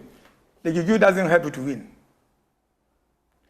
The juju is a psychological booster. From the coast, they started from the coast, which is why a player can tell me that, look, bring water for us to bath. From the coast level, they do that. Why do coast players put white handkerchiefs on their wrist? Why is it that some people will paint their face white? Why do you tell that today the color is not good, go and wear violet? Why do House of Folk people tell that the colors that they wear is what do you call it? It's a universal color. That you can't do anything against House of Folk because the colors are universal. It's a rainbow color. Every color is a rainbow. Why do they believe in it? Why is that sometimes? Do you know why they change this? The guesses to that an away team will come. They will read that perhaps Susubibi wears green and yellow, so we should also go and find green and yellow to match their color. Well, in those days, the home team will have to change, so you force them to change their jersey. The jersey they have used in going to the juju, they will change it. Then you wear that jersey, so the light comes to you. You see? So if you are sitting outside, there are many things in football. Many things that go into football. People don't know. How many years did you spend at House of Folk? House of Folk? I can't remember. But, you know, I've been in House of Folk in and out 3 years. 3 times. Okay. Three 3 times? 3 times in House of Folk. Nyahu Tamaklus era. I left. There was a problem between me and Nyahu. So I had to leave. And then later, during Afanen's time, Coach Afanen, later Afanen's time, he was with the national team, and then they opted me to come. To come and help him, because he was in the national team. So that was when we won the league. Before he came back, I had won the league for House of Folk. Yeah. So we continued from there. Then I left. Then during the time they were playing in Africa, during the time of Leto Samdodu, and then my good friend Polo, we were then handling House of Folk. And I hear there was a rift between them. They never saw eye to eye. So then the head of state, the late head of state, Atames, was the board chairman. Okay. So they had to run to me to come and help so that the two of them would leave the scene. So it was dividing the front of the team. So I went. You could remember when GS Kabil beat our team here? Yeah. Yes, I took them to, how do you call it? I took them for the match. You know, so that was the 3rd time I went to House of Folk. You know. What happened between you and the Nyahu Tamaklu? Well, Nyahu said I was a conduit pipe. What does that mean? You know the meaning? That was the word he used. There was, Alagi Haas was there in the US when Nyahu. Rest in peace. Yeah, may he rest in peace. When Nyahu sacked the 2 players. But apparently, the Haas people didn't like it because it was a way of wiping away the foundation of the team. Of the club. Of the club. So when I was drafted in, I was working, then Alaji came and said he wanted to see the players, to honor them, So I didn't know the rift between Yahoo and the Alagi house. I never knew there was anything between them. So they called on me, and then we went to Alagi's house. He gave us some food to eat. Then he gave even Nana some money to drop into Tema because he was coming back to training. Oh, okay. Then later, I had news. I was coming to the training ground when I saw Yahoo on a table like a politician addressing the House faithfuls. That the man he has gone to take bribe. We were going to play Hazakers in a friendly match that Sunday. So he was taking money from Hazakers. He's not a good man. So I didn't know. I thought he was addressing it. So when I got to the place, then my boss, a late DSP Governor, said, Coach, Abazina, Yahoo can. I said, I got your bribe. I said, school teacher, I'm going to take money from who? Boss, the match we are going, was it a competition? It's a friendly match. How do I take money? So Yahoo was also, the supporters fund was divided. So my boss, being a policeman, said, Coach, just get off. Leave these people go. Because you don't know when something happens, they will say that you were the cause. That match, we won 3-0 at the stadium. So I went off. Then Yahoo came to my house with a gun. Yes. That I remember we were using a small Peugeot car in the company of Tetoku. Asphalt, Tetoku. And then one of the Richards, we call it Richards, is the team manager. 3 of them came. I then closed from school. After that, I wasn't with the team again. Yeah. So he wielded that gun, came out. So how had I gone to tell late Rollins and Anna Enning about the fact that I've left the team? So, me, these personalities, I've never even seen them before. I've not talked to them. So he's a good man to shoot me for taking him to the head of state and then Anna Enning, who was our supporters. So when he left, I went to Alagi Tigani. The late Alagi Tigani was then the board chairman, and reported the case to him. He said, look, I should go to the CID headquarters and report that case to them. So I went there and told them, I said, look, I should go back to Kaneshi. You know, that is an clip. That Yahoo has been arrested. You know, Ghana police, if they want to work, they will work. Look at the time even the news broke out to them and the action they took. And when I got to the police station, Yahoo was there.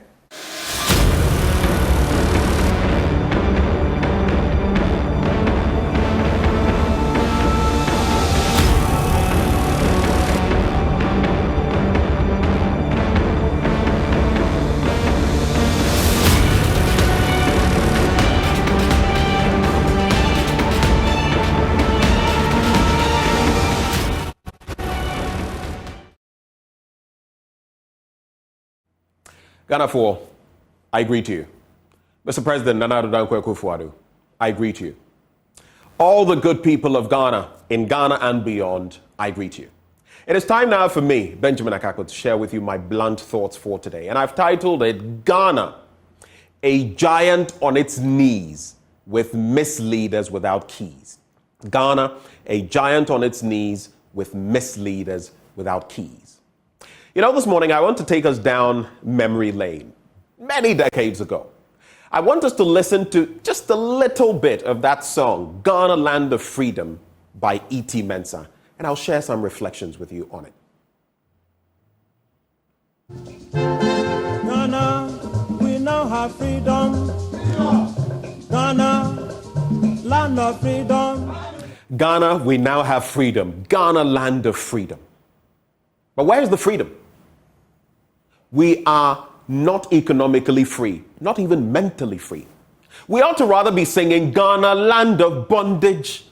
Where is the fruit of the labor our forebears fought so valiantly for, to the point of spilling their blood? Where is it? Is this going to the IMF for 17th time, with our education a messy hodgepodge, with the cost of living at a ridiculous high, with our politics filled with many con men and women, I'm not saying all of them, but many, where we chastise any criticism against the powers that be, determining it to come only from detractors, with the perilous nature of our roads? Is this the Ghana our forefathers dreamt of? No, I assure you. If they had a dream, which they did, this was not it. This is a far cry from what Kwame Nkrumah, Ignatius Kutu Echampo, and others envisaged for this great land. And yes, I just mentioned the Osagyefo, the founder of Ghana, in the same breath as a military leader, a coup maker. Why? They did things in Ghana never before seen and never to be seen again after them. With Nkrumah, I don't even need to regurgitate any talk about his massive industrial push, not like what we're seeing now. The factories everywhere, which we left to rot out of stupidity and what the Nigerians will call bad belle, ill will. The making of Tema as an industrial hub, our power systems and energy development. With Ignatius Kutu Echampo, who can forget his Operation Feed Yourself? In fact, he stands out as the only head of state who refused to contract foreign loans during his rule, not like we're seeing today. The numerous projects he executed were done with local resources. He purchased a presidential jet, yes, but he actually never traveled in it. In fact, for the 7 years that he ruled the nation, he traveled only once outside the country. There may have been reasons, we know. He went to Togo by land, returned the same day by land. He introduced the Operation Feed Yourself program, which led to that bumper harvest of food that we've spoken of since his day. Even fish was lavishly plentiful. Yet today, as Joy Prime's latest documentary, Seva, A Thirsty Island, reveals, children have to source water from a cemetery. The rain is here again, with its concomitant flooding, and lives are getting lost again. When you cogitate, when you think of all of this, how can this possibly be in Nkrumah's Ghana, in Ignatius Kutu Echampo's Ghana? How? How can we be this derelict in our duty to care for the most poor, the most vulnerable? What could explain all of the misleadership we're experiencing ad nauseum? Now, I saw this piece yesterday, and I'd like to share it with you. In a way, it explains our situation. It is titled The Thieves in Our Bus, and it says, a teacher received his salary and boarded a crowded bus back to his home, and there was a thief in the bus. The thief stole the teacher's money. He picked his pocket. After the teacher reached his destination, the driver asked for his fare. The teacher dipped his hand into his pocket and found nothing. The teacher's face turned black and blue. He was so embarrassed. The driver, who was now angry, said mockingly to the teacher, "Shame on you. You consider yourself a respected person while you cannot afford your fare for transport." Now, as all of this was going on, pride hit the thief's ego, and he was moved to say to the angry driver, "My brother, the teacher's fare is on me." The thief offered to help the teacher, his victim. He helped, not out of pity for the poor teacher, but to buy the other passengers trust and confidence, to use some of the stolen money to earn respect before the rest of the passengers in the bus. The poor teacher, who did not understand what was happening, smiled and said to the thief, "May God bless you and give us more of your like, sir." Some of the passengers also praised the thief. Now, since then, the number of thieves in our bus have increased, and they continue to receive our thanks and appreciation. The thieves are, many a time, our misleaders, and the bus is Ghana.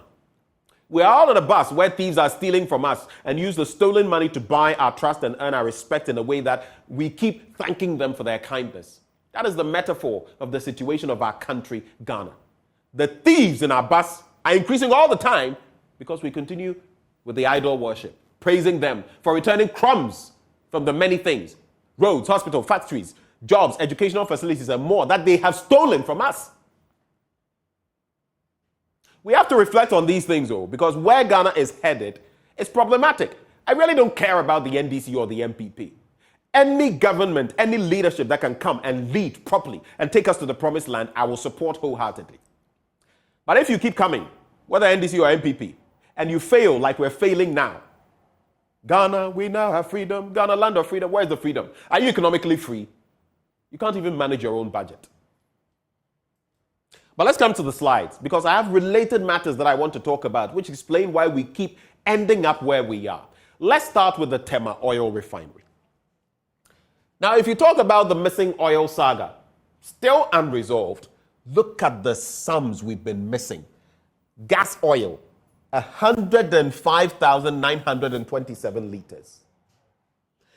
Aviation turbine kerosene, 252,000 liters. That is what we use in the aviation industry. The aeroplanes, that's what they use. Electrical cables, 18 drums. They grew wings and flew away. Until now, we've not been able to resolve the situation. But you look at the management. We've always had management at the helm of affairs here. We still do. Yet the promises are never fulfilled. This is why I talk about misleadership in Ghana. 2017 to 2019, Isaac Osei. January to April 2020, Asante K. Berko. May 2020 to June 2021, Francis Boateng. August to March, that is August 2021 to March 2022, Edward Boateng. March 2022 till today, in fact to date, Jerry K. Hinson. Between 2017 and now, we've had 5 of them. The story has not changed. But let's get to Bright Simmons and what he says on this bit, the latest lease of Tor to Torrenco. And nowadays, everything is being leased or being sold. You heard of the GMPC saga and the backlash from the energy minister. But Tor requires $500 million to $1 billion to address its issues. That's how much we need. So let's approximate about $800 million. The announced strategic partnership with Decimal Capital has faced delays. We all know it. Torrenco Asset Management emerged to negotiate the lease of Tor assets, and the credibility of Torrenco is questionable. Why is it that with all of these deals, there are always question marks with the entities we want to bring on board? What is it?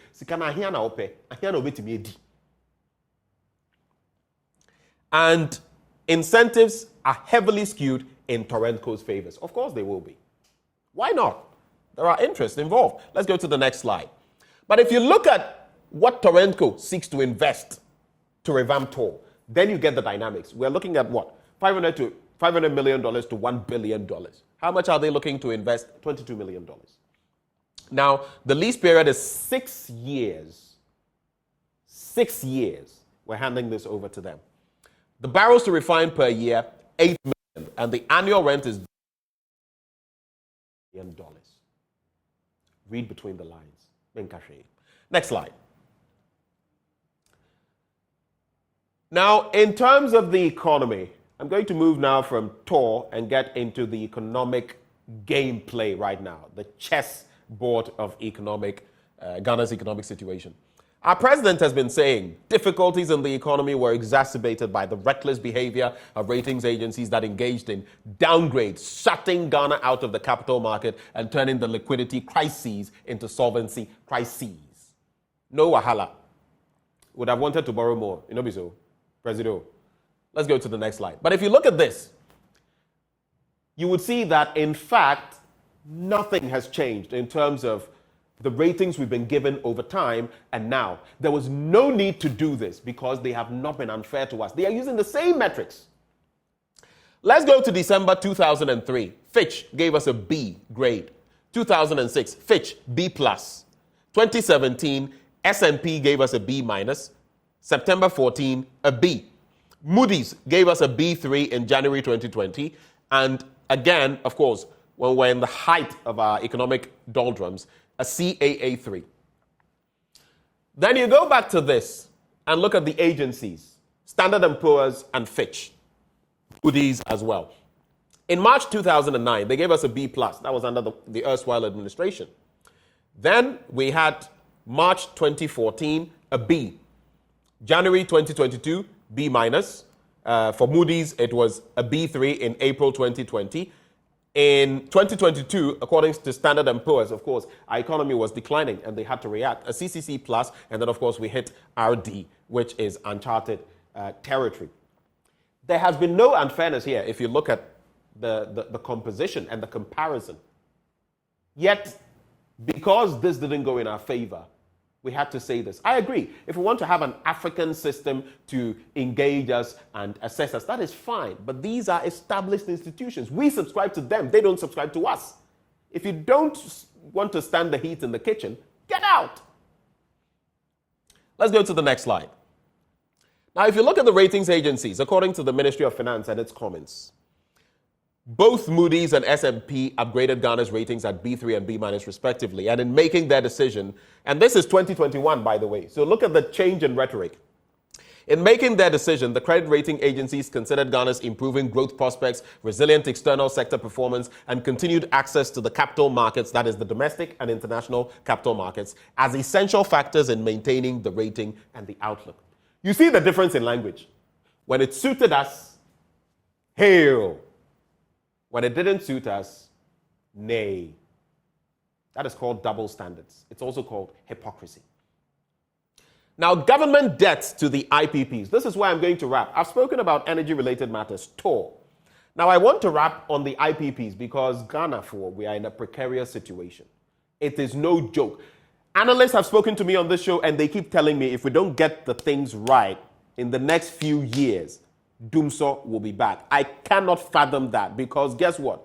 Dumso was one of the major lows for me in this country. Whether it had to do with my academic work, whether it had to do with other forms of work, whatever you had to do, no one wants that. Nobody. Nana Addo Dankwa Akufo-Addo, we voted you to come and resolve some of these problems. Fortunately for you, your administration did not come and have to deal with Dumso. That is the reality. It had been solved. So the least you can do is not get us back down that slippery slope. Because if you do, I don't think Ghanaians can have the heart to forgive you. But here is our reality. The IPPs are now unable to cover operational costs and debt servicing. The IPPs themselves. So, to stay afloat, they have called on us to do what must be done. Now, government has been seeking to restructure $1.58 billion in debt. The IPPs are like donkeys digging their heels in. They say, no way. Because, look, they need money to stay afloat.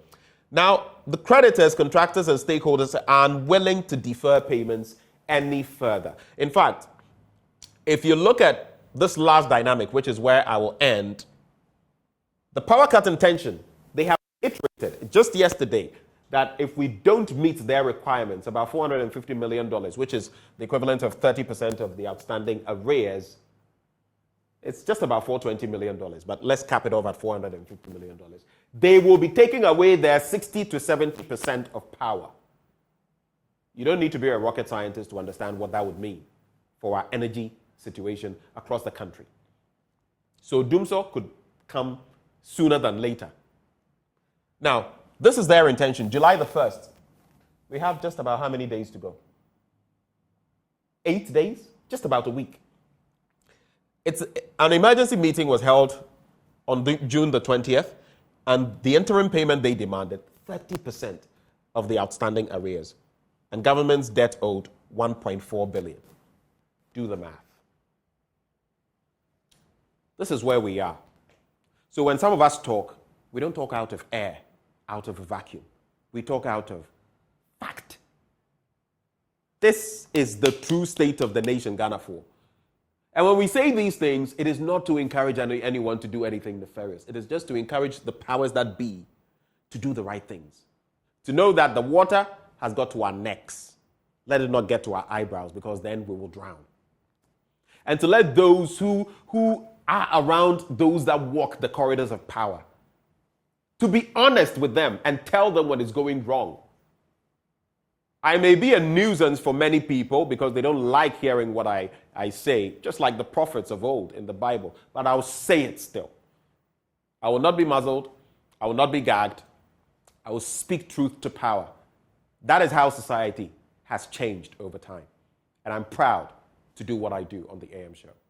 These are my blunt thoughts, Ghana, shared with you, hot, raw, and edited, undiluted. God richly bless Ghana and make her great and strong.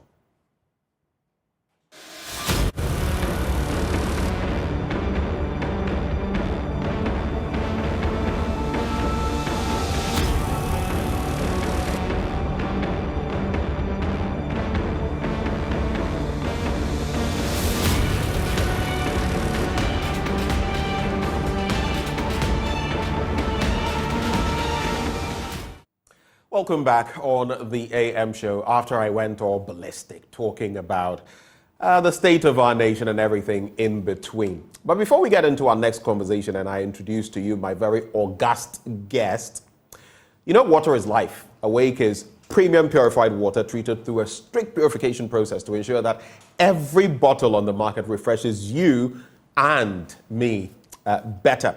Now, they have the perfect sizes for you. If you're thinking of the kids, for example, 330 ml, 500 ml bottles, you can stash it in their backpacks or their lunch bags, and you're good to go. If you want to drink more, 750 milliliters or 1.5 liters. So all you need to do now is stay awake with the Wake Purified Drinking Water. But also remember, it is one for life, and this is what I find so heartwarming. Today I have a cardiologist in the studio. Well, guess what? With every purchase you make of a Wake Purified Drinking Water, a token, a donation is made to the National Cardiothoracic Center. Isn't that heartwarming? For those who cannot afford such expensive treatment, they get help. A Wake Purified Drinking Water is another quality product from Casapreco Company Limited. If you'd like to purchase in bulk, these are the numbers, or this is the number to call. 0262 351 251. 0262 351 251. This advert, remember, is FDA approved. On that note, before we get into our conversation, let me also let you know that after this substantive conversation, we're also going to be talking about that bullion van robbery which led to the loss of the life of one police officer. And for this specific conversation, we're going to activate the phone lines. This one we're going to be having now on health and blood clots. We're going to activate the phone lines. So just stick and stay with us. If you have questions, concerns, stick and stay. Prof is here, and he'll be telling us everything we need to know. Now, did you know there are several ways you can develop blood clots? It could be in the legs, your pelvis, that's a no-go area, your liver veins, arms, and heart. And it becomes particularly problematic if it gets into your brain. It could be disastrous. Well, joining us for a conversation on all of these matters, blood clots, what they are, how they form, what we can do, we have Professor Joseph Akamah. He's a cardiologist, former head of cardiology, University of Ghana Medical School. It's my first time meeting him like this, and I'm a bit awestruck. Prof. Good morning. Thank you for coming. Well done and excellent work you've been doing here. I want to thank Joy TV for making this possible. And good morning to your cherished viewers and listeners. Thanks so much for making the time. So blood clots, oftentimes you would hear, recently there was a bit of a disaster in a certain church. There was a little bit of a fight and, a struggle over a phone charger. These things you don't expect. And there was a push of one of them. I think a head hit either the wall or a stair, one of the stairs. And that was it. That was it. Those you're fully aware, could result in internal bleeding, and if not dealt with properly. And the other person, unfortunately, now, facing the full rigors of the law. These are little things that happen every now and then. But even before we get into the thrust of that, I just want your quick take on this. Yes. It's raining this morning. Yes. The floods are here again, and people are even losing their lives. Any quick thoughts on that before we start on the front of blood clots? Well, I think it's a national problem.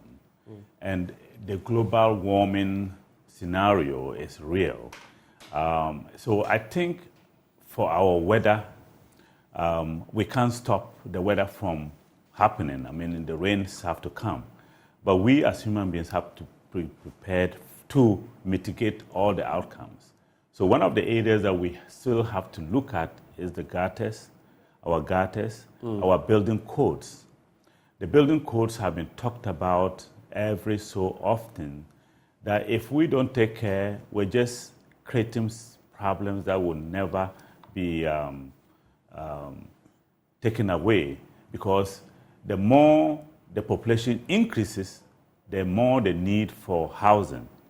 And until we really sit down and say, you wouldn't build here, you would not build here, and create very large gutters, because the gutters we're having now are not able to cater. This morning, we were talking about the mechanisms in place when even government constructs roads and the sewage systems, gutter systems. I mean, look at them, uncovered and all of that, so small. Exactly. How will our streets not flood? Exactly. Some of our streets, when it rains, if you used your Ponglo stretch coming towards the Ghana Standards Authority, it could be hell for you. Yes. So I think, I'm not sure whether the highway authority and then the authorities involved in road construction have moved away from the colonial years where the population was small, and so the roads were small, and those gutters could take care of the water. Right. These days, the population is has larger, increased. The roads are bigger, so the road is able to collect a large amount of water. So for it to run, it needs a bigger and deeper gutter that is well taken care of. The other area that we should look at is the construction of underpasses and then ways to let the water, direct the water to a large collection, either stream or big gutters, as we call them, so that they can be the because if you have an area where there's no water being directed to a source that can collect the water away, it's going to stagnate. And water stagnating will just back off to the other areas involving the road. Water will always find a way. Yes, exactly. If you block this route, it will find another route. Unless you give it a route that has a destination. Exactly. It will find a way. So we have quite a lot of these big gutters. They are streams, but they are big gutters. So if they can drench them and make them accessible to the gutters, then those will now send the water to the sea. That way we can mitigate. Otherwise, it's going to be a perennial problem. And unfortunately, lives are going to be lost. Yes. It's a really sad situation, but here we are again. The rains are upon us, and we're still talking about we will do. Between the last rainy season and now. And the bigger rainy season is a few months away. So we are not yet... Though it will be shorter, right. It's more severe. Yes. The meteorological agency has told us. And only God knows what will happen when that comes. And I think the authorities involved are preparing to mitigate. I'm pretty sure NADMO and its organizations will start getting ready with all kinds of materials to help people who are going to be affected. Right. And especially they should earmark areas where the flood is going to be really a problem and start warning people ahead of time. Yes. Let's now come back to our substantive conversation on blood clots. I remember the basic science I have read from way back, the fact that if you get a cut, your blood coagulates so that you don't bleed and bleed out. Yes. So that it can form a clot to prevent further bleeding, even when you get a prick. I have known my sickling status over time, but recently we're encouraging more people to check their sickle cell status. Right. So I went and just checked again, confirmed they'll prick you. If there's no coagulation, then you will continue bleeding. Yes. But that is how our bodies are naturally wired. Exactly. But blood clots too can be deadly. Let's talk about what blood clots are in themselves. Right. If there are different types, what there are, and where they can form. Okay. I'm impressed for a lawyer having this knowledge of medicine. I'm not a lawyer yet, but I have a background. A lawyer to be, having this background knowledge, I'm impressed. I read biology and say yes. So naturally, the body has a way of defending us. Right. And one of the simplest defense mechanism is to prevent you from bleeding.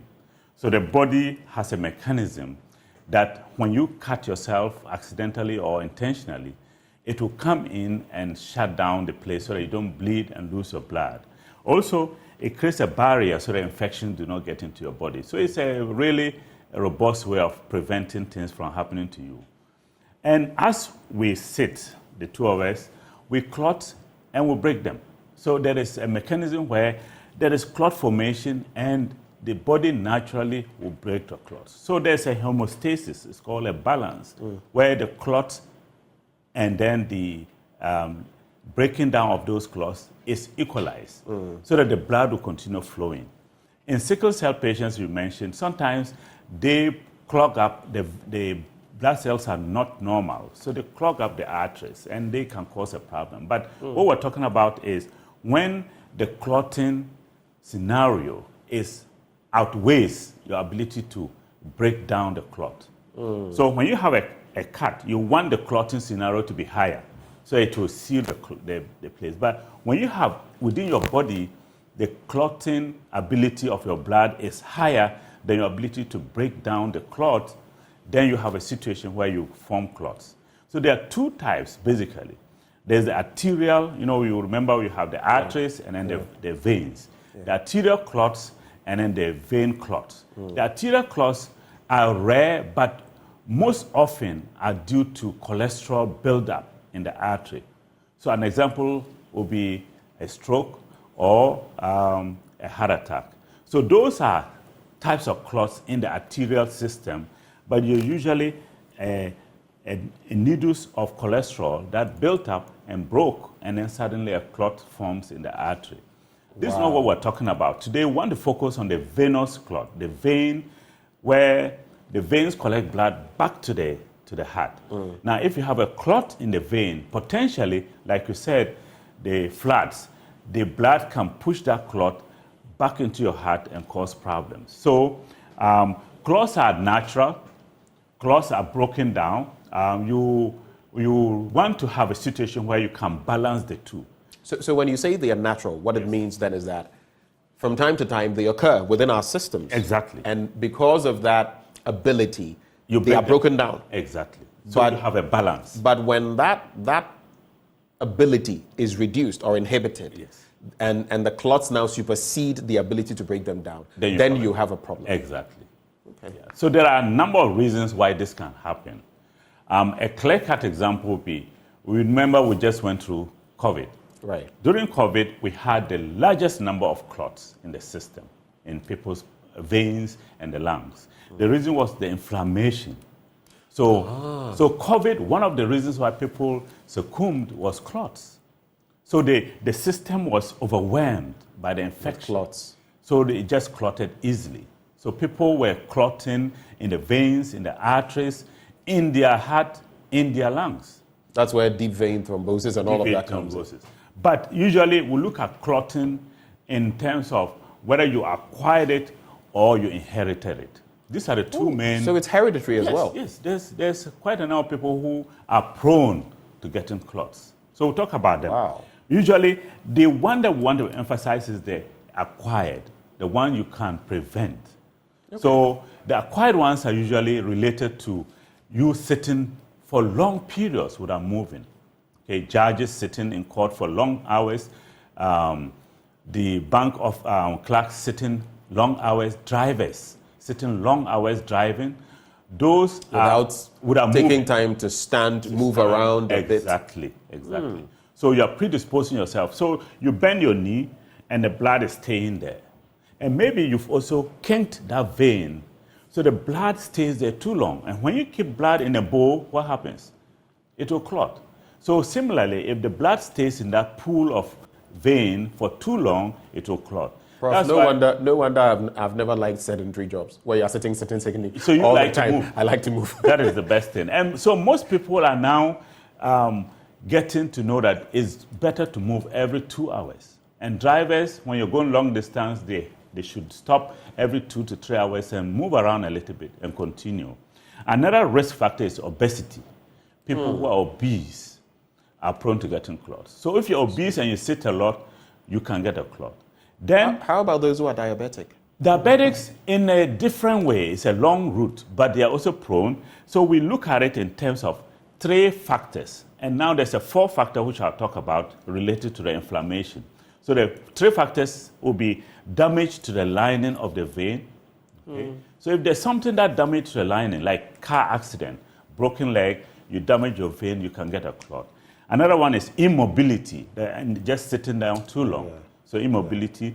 And the last one is a situation where your blood can easily clot, so hypercoagulable states. So if you have those 3, the chance of getting a clot is very, very high. Another acquired one will be assuming you had cancer. Somebody has a cancer, the more likely the person can get a clot.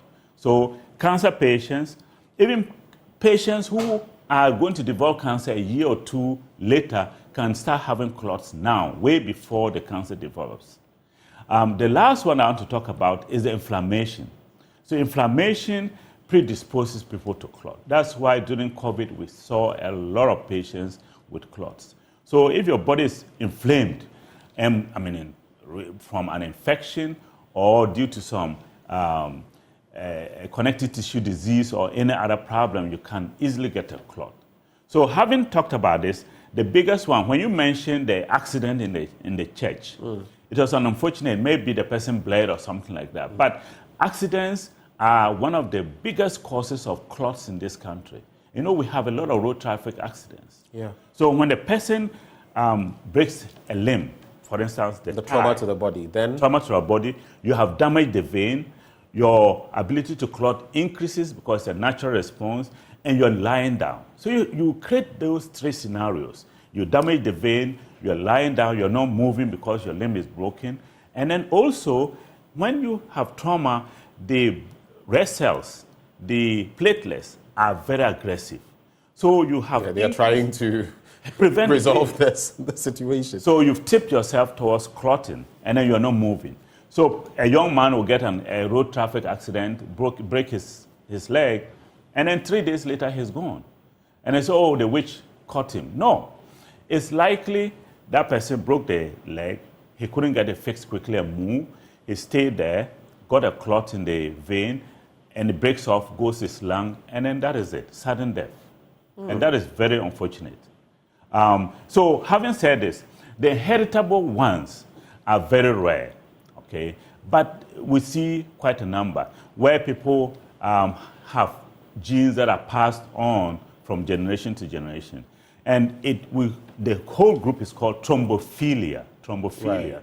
where you have the propensity to increasing clots in your veins. And what comes to mind briefly? You know, there were a few incidents of people taking, for example, COVID-19 shots. Yes. And some, unfortunately, succumbing. And then people would make news out of it. Yes. I want to suppose such people may be likely to have this. So for them, it's such a problem, and then you give them a shot, and they suffer this. But it becomes news as though, but 99+% of us wouldn't suffer that. Exactly. So there's always a saying that there's no smoke without a fire.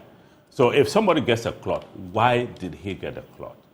So we always want to answer that question. If we think that you got a clot because you've been sitting long hours, drivers, bankers, then we'll advise you accordingly.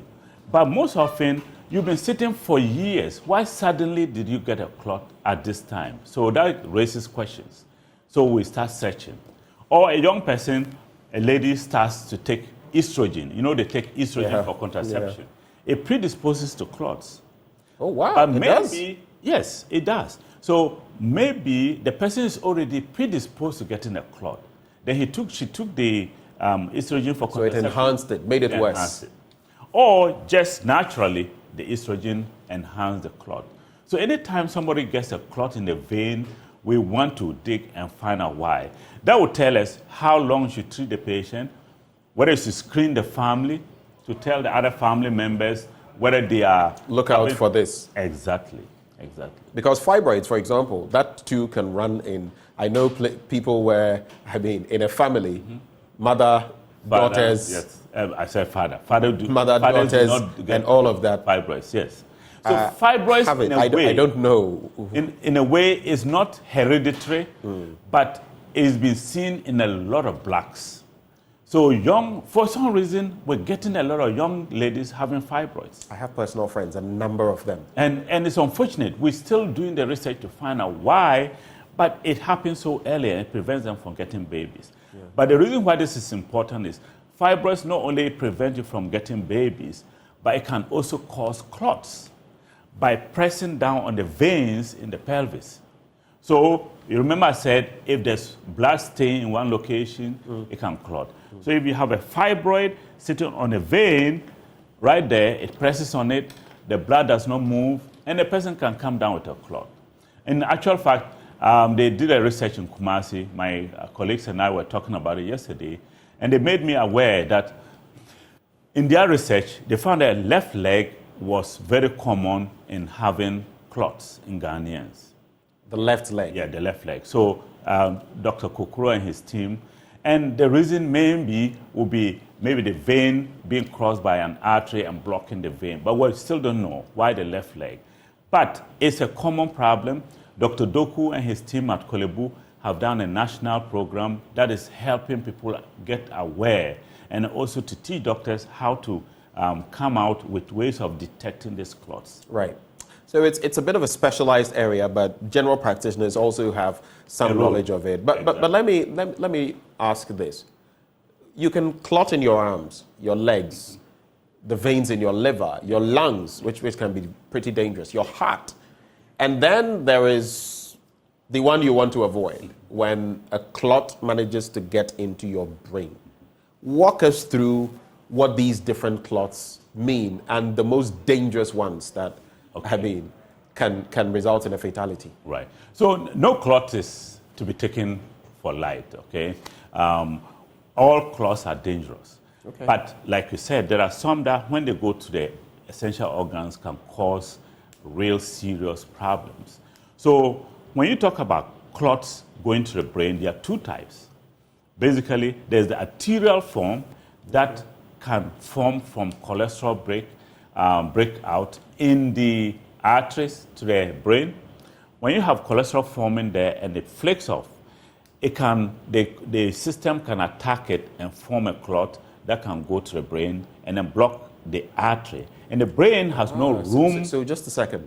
It's forming there, and then your immune system or your cells attack it to prevent it from... To cause more clots. Right, so they bond with it, and then it becomes bigger? Bigger. Wow. Because, the body attacks foreign material. Exactly. So when the cholesterol breaks on the wall of the artery, your body tries to seal it, to attack it literally, to seal it by forming a clot. Just like the way when you cut your skin, the body forms a clot. But unfortunately, when it does that, it is in an essential blood flow system. So that clot can break off and travel distally. When it moves down, further down the stream, it blocks the artery. It's a similar problem within the heart that leads to heart attack. So these are the common ways we get strokes. But in Ghana, most of the strokes are due to hypertension. Hypertension can cause vasospasm, can cause clots within the brain, and when the blood pressure is very high, and then also it can break and cause a bleed in the brain. Now, you can also form a clot in the venous system that can move to the left side through the heart if the person has a hole in the heart. So if you have a hole in the heart, you can have a tiny clot. If you didn't have a hole in the heart, it might go to your lung and you might not feel it. But if that hole in the heart allows that clot to move from the right side of the heart to the left side, it can travel to your brain. So that can cause a stroke. Now, if a patient unfortunately has a clot in the leg, okay, and is large enough, what happens is it can move, it can migrate. A process called embolization. So embolization, it moves from one end to another end. And where is the target? The heart. When it gets to the right side because all of this flow goes through back to the heart. So it's a pumping system that will go in and out. So circulation. So when it gets to the heart has to pump it out. And where does it go to? To the lung. So when you have a large clot, say about my finger big, it can block the blood supply to your lungs, and that can cause sudden death. So the person collapses, and before you know it, the person... That's what we say, yes, he traveled to the village for a funeral, came back, and then 2 days later he died. And we simplify things by saying maybe it was some other reasons, but it could really be a clot. So you've started talking about embolization. Yes. There's a pulmonary embolism. Yes. Tell us about the different angles to this and what it really means. So pulmonary embolism mainly means there is a clot that came from somewhere and landed in the lung. Okay. So the lungs are our essential system that gives us oxygen. So if there is a blockage in one of the veins, that means you're not going to get oxygen. If there's a blockage in the whole arterial system, then you can't get any blood supply to the heart and then the body, and then the person will collapse. So pulmonary embolism, it's a sign of a clot elsewhere. The clot doesn't happen within the lung. Rarely, we have few conditions where there can be clots within the lung arterial system. But most often, it happens elsewhere, and it will migrate by the process of embolization. So when the person has a clot in the lung, in the leg, say right leg or left leg, and that clot breaks off and migrates to the right heart, it can then move to the lung. And when that happens, there are a series of events that will occur. One is, it is not big enough, your body can take care of it. You might not even know. The second one is, it's large enough, and it blocks a segment of the lung. You start having chest pain, shortness of breath. The other one is a large clot that really blocks either one artery of the lung or both arteries, where it can cause dramatic events, sudden collapse, shortness of breath. So anytime somebody has a leg swelling, that should raise suspicion for a blood clot. Leg swelling, especially one leg swelling. What if it is a leg swelling that, is it a leg swelling that just arises? Exactly. Or is it when there's trauma and there's swelling and you are contemplating whether there's a swelling, so you are contemplating whether there's a clot or not? Right. So any new clot, any new swelling of the leg should raise suspicion. Any swelling of the leg beyond the trauma should raise suspicion for a clot. And besides, anybody who gets a trauma to the leg and is swollen, the person should be checked to rule out any clot in the leg. So sometimes people may just sleep and get up the following day, they get pain in the calf, they start having swelling. That should raise suspicion for any blood clot. You remember we talked about what predisposes to clots in the leg. One is trauma, injury to that leg. So anytime you injure your leg, there's a fair chance that you may get a clot. And yesterday we talked about to an orthopedic surgeon. He said, if you have an injury, it's better to move. Get some good pain medicines and move. Don't sit at one place and feel pity for yourself. Otherwise, you're just predisposing yourself to getting a clot. And unfortunately, we have a lot of patients who cannot move, like people who get stroke. If a person has a stroke, the chance that he'll get a clot in the leg is very, very high. So the family have to move the leg for the patient, either massage, that is where the massaging, physical therapy, get them up and going. Don't just let them sit on a wheelchair because they can predispose to clots. So a swollen leg should raise suspicion. A warm, swollen leg should raise suspicion. Any funny symptoms in the leg should raise suspicion. Varicose veins that are getting bigger should raise suspicion. You're talking of the stretch marks, exactly. Or is it the... Not a stretch mark, but the veins becoming so big on the Because calf. some appear on the skin. You can actually see them. Yes. So they are not really stretch marks. There's a stretch mark that goes with obesity. Okay. It is different from the veins. You can see the veins on the skin. Yeah, those tiny... I think I've seen light-skinned people, and sometimes it looks a bit green or something like that. So is that what you're talking about? Exactly. But these are also big. They're really huge. Can make the leg ugly. Wow. So let's look at... We're going to activate the phone lines shortly. Just get the number, and if you are interested, which you should be, because I'm learning a lot here, give us a buzz. 0302-211-691.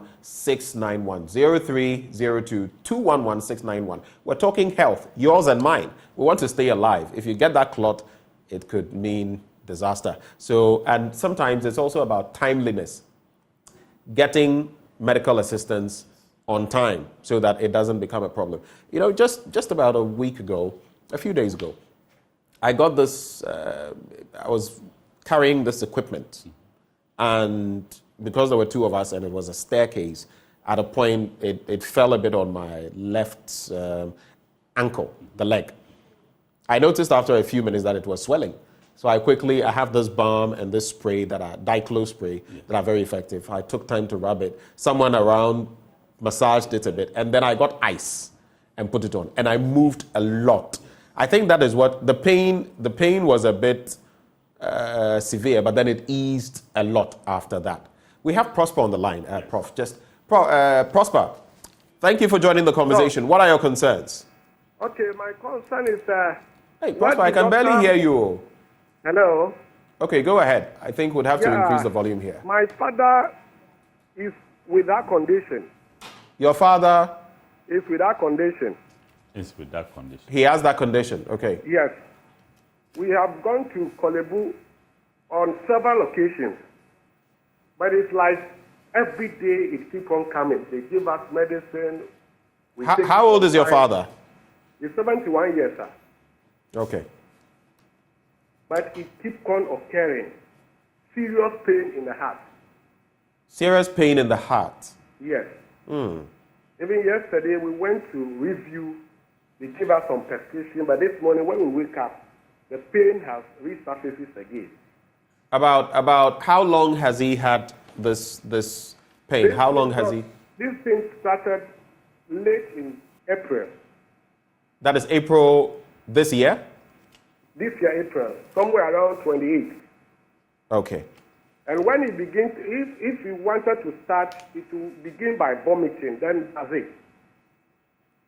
Wow. We're so sorry to hear that. Thanks for sharing, and we hope Prof will be able to say something that will help in a way, and we'll keep him in our prayers as well.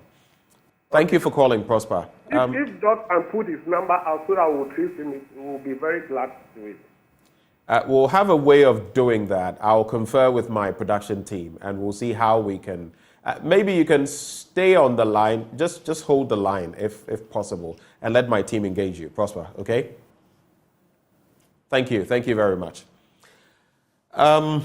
So that is his situation. Yes. Any thoughts on that before we move on? Well, Prosper, I'm sorry about your father. And also, we wish him all the best and the family, support him as much as possible. He's done 70 years. Does age predispose you to some of these? Some of it. Age has some factors that come with the aging, the processes in the arteries and the veins. But unfortunately, the history is very, very scanty, that I can't tell you offhand what exactly is going on. We don't know whether he has other ailments that could even be causing this. Or are we dealing with the blockage from cholesterol rather than a clot? So sometimes when you go to the doctor, they'll say there's a clot, but really mean a blockage, which takes years to form in the arteries. And that's probably what it's having, especially when there's a blockage in the arteries that supply the heart. It causes chest pain called angina. Yeah. And angina can be so severe and can lead to heart attacks. And heart attacks can present like the way his father is presenting, vomiting and then chest pain and shortness of breath. So it's difficult to know. So Prosper, I would like to talk to you about your dad. We'll talk about it later on. But having said that, whilst we're still waiting for more people to come, there are ways of dealing with clots. Okay, so we could deal with prevention, management, and then what should we look forward in the future. So prevention is key if you want to prevent yourself from getting clots. Okay. You talked about moving. Yes. Let's talk about, Joel has joined the conversation from Cape Coast. Joel, thank you for joining the conversation. What are your concerns? Yeah, good morning, and thanks to Prof for the education. Please, I want to find out, is clotting related to muscle pull? Maybe somebody easily gets muscle pull. Is it related to it? So you're talking of cramps generally? Yes, please. Cramps, okay. Yeah. Thank you, Joel, for the question. Okay, thank you. All right, thank you. All right, thank you. So muscle pull can predispose to clots. But clotting does not cause muscle pull. Muscle pull is basically the muscle getting into a state of lack of oxygen, or you suddenly stretch it without preparing yourself. Normally they say... It's like working out and you don't do a warm-up and you just go straight. Just go straight, you cause trouble. So there is a difference between muscle trauma and tear than muscle pull. Muscle pull is suddenly the muscle comes together and with a very strong contraction that can cause pain. And that could be because of lack of oxygen. There's a lot of mechanisms. But basically, it is due to that. Now, when you have muscle pull, that can lead you to having a situation where you don't move the leg, then you can have a clot. On the other hand, if you have a muscle tear, trauma, suddenly you want to kick, a taekwondo person wants to kick, he didn't prepare himself, he kicks, he tears his hamstrings, or a sprinter tears his hamstrings, then you can have a situation where you have damage to your muscle, and so you can get a clot. Okay. Sometimes, too, we have sprinters who suddenly get calf pain, and subsequently, they can develop a clot because of the damage. So anytime you have that trauma, think about it. Let's bring in Priscilla. Hello, good morning. Hello. Hello, good morning. Good morning. Thanks for calling. What are your thoughts, please? And thank you for the opportunity. I wanted to ask, I have severe pains in my under of my feet. The soles of your feet. Yes. And they are very painful, especially when I walk and I step on something. So let's say you step on a stone or something. I mean, we would all feel pain, but you feel it more. Yes. Not the normal kind of pain, towards the heel. Okay. The pain Prof, is are you towards getting the heel, and Yes. it's so painful sometimes I can feel it all the way to my waist.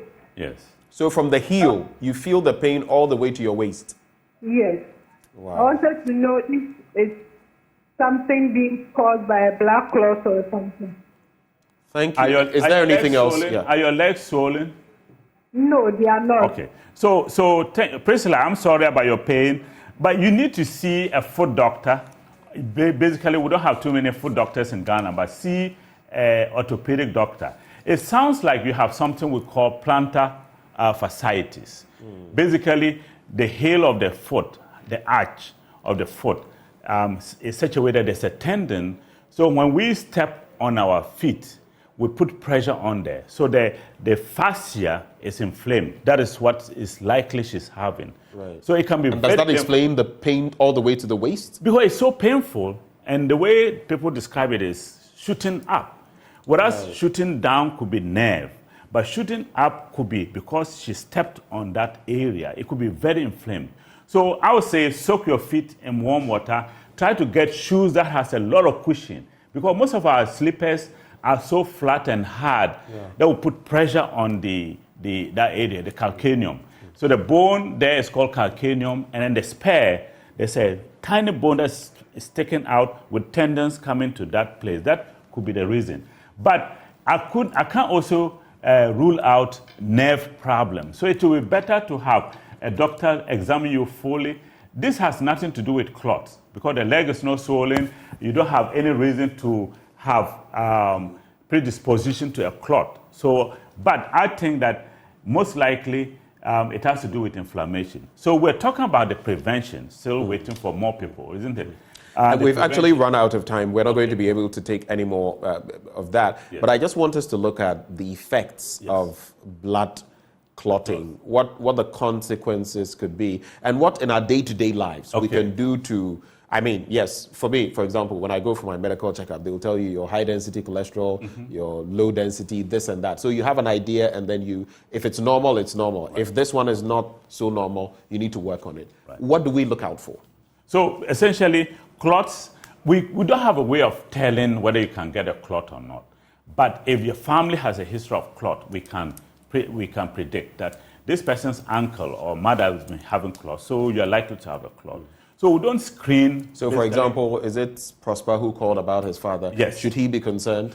So until we know what is happening to him, if it's a blood clot, then he has to be concerned. If it's a cholesterol, the father is 70 years, maybe not. Maybe he should check his cholesterol. But consequences, if you have a clot and you're not treated, and currently we have very good treatment in Ghana, ranging from heparin to oral medications, including warfarin, Azaban, Xarelto, and Eliquis. These are all medications people can take to treat a clot. Now, if you don't treat a clot, it can get worse and cause problems. The biggest concern is it's in your leg, it travels to your lungs, it can cause you to die, it can cause pulmonary hypertension, where the pressure within your lungs is so high. The other consequence that we have to think about is that anytime somebody gets a clot, he predisposes himself to getting another clot and another clot. So there's a risk. And you damage the venous system in the leg. So the leg can become bigger than the other leg. So chronic vein problems are huge. It can cause chronic pain in that leg. That is so unbearable. Just to completely cap off the conversation, I can't miss this one. So, sometimes you would experience some trauma. You hit somebody part here and there, and you may see some swelling. How concerned should we be? Or should it just be when, for example, you hit your head and you think maybe something could be up, that we should go to the hospital? Because we hit ourselves all the time and we take them for granted. Right. No, so anytime you hit yourself, you do the natural thing, what we do. Like your case, you took the medication, you applied the medication. The main thing is to apply cold compression, so like the ice.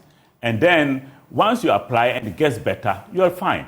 But if 2-3 days later, the leg is getting swollen or the arm is getting swollen, you have to get seek for help to find out there's no clot. But usually, any trauma will cause a swelling, and it shouldn't last more than a week. So if you apply cold compression and then within a week it resolves, you're happy. But when the swelling continues to get worse, or there's changes to the skin, then start worrying that maybe there's a clot. That's why we go for ultrasound. So the ultrasound will tell if the leg swelling is due to a clot or other reasons. So the ultrasound technologies will take the vein, they will go through the veins and see if there's a clot. If there's a blood clot, it will tell us it's a fresh clot or it's an old clot. And then you need treatment for that. I suppose moving forward, we may have to organize more of these so that we can get even more education. Joining the conversation, Professor Joseph Akamah, cardiologist, former head of cardiology at the University of Ghana Medical School. He joined us for this conversation on clots. Hopefully, you've learned something. Stay with us. We'll be returning with more on the AM show. We'll be right back. Thank you.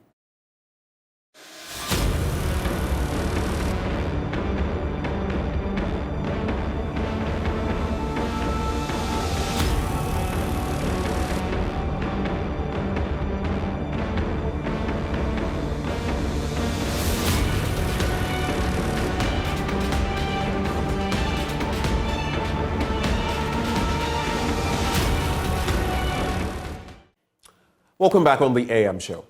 Now, something happened yesterday that we cannot miss. The Ghana Police Service says it has started a search for a gang of 4 robbers who attacked a bullion van at Ablekuma Fan Milk, a suburb of Accra, on Thursday. The robbers, according to the police, shot the officer who was providing an escort for the van. Now, the police in a statement said the officer subsequently passed on. May his soul rest in peace.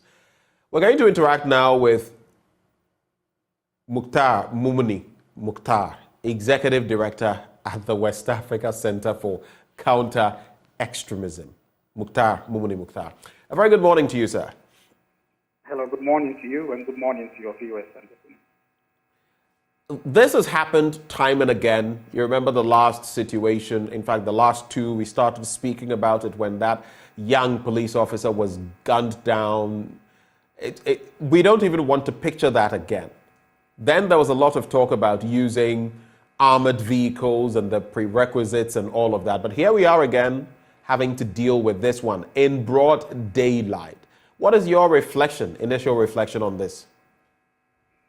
Well, first of all, I would like to express my sincere condolences to the bereaved family, the family of the victims, and the entire, Ghana Police Service. I think that we have condoned too many security breaches when it comes to, the issue of bullion vans and its safety in this country. There have been too many errors. We've tolerated too many errors. The issues of compliance relating to bullion van safety in Ghana, we have actually failed to do this. Exactly 2 years ago, if you remember, in June 2021, we recorded a similar attack that generated a lot of conversation, around the issues of, connivance of officers within the service, the security breaches relating to carton of money, within the city of Accra. These things we failed. We failed in terms of taking, the opportunity at the time to ensure compliance. If you remember, the central bank at the time issued a directive regarding standard operating procedures and how banks going forward should be dealing with money. This is people's investment. This relates and speaks to the heart of the people, the economy of the of people, the security of the nation. The Ghana Police Service also gave directives and actually warned that they will not be able to provide security protection for banks that fail to procure the right bullion funds. And of course, subsequently, we saw attempts by some of the banks, to procure the standard, bullion funds that we know that are foolproof, that can secure, individuals in it, including police officers.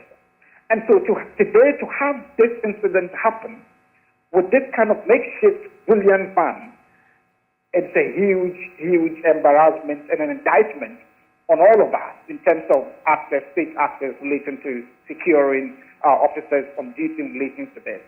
The police officer, in my estimation, given the videos that we have seen, did not have any bulletproof, attire on him. We didn't see him act in a manner that, a combat-ready officer should act. We saw that the glass was rolled down. We saw that the door was not secured. And probably because the driver took off earlier, if it is a central locking system, once the driver takes off, some vehicles, it means that the other doors could be unsecured at the time. But if you're a police officer properly trained to deal with situations, combat-style situations like this, you would see some kind of action relating to it. Just a quick intervention. Is it irresponsible on our part? Because we've had, interestingly, a lot of young police officers, practically fresh in the service, lose their lives. Is it irresponsible for us to be, so to speak, putting them in harm's way by assigning them to these bullion services when we know these are not armored vehicles and we don't even give them the right protection? Is it irresponsible for the state to be doing that? The Ghana Police Service as well?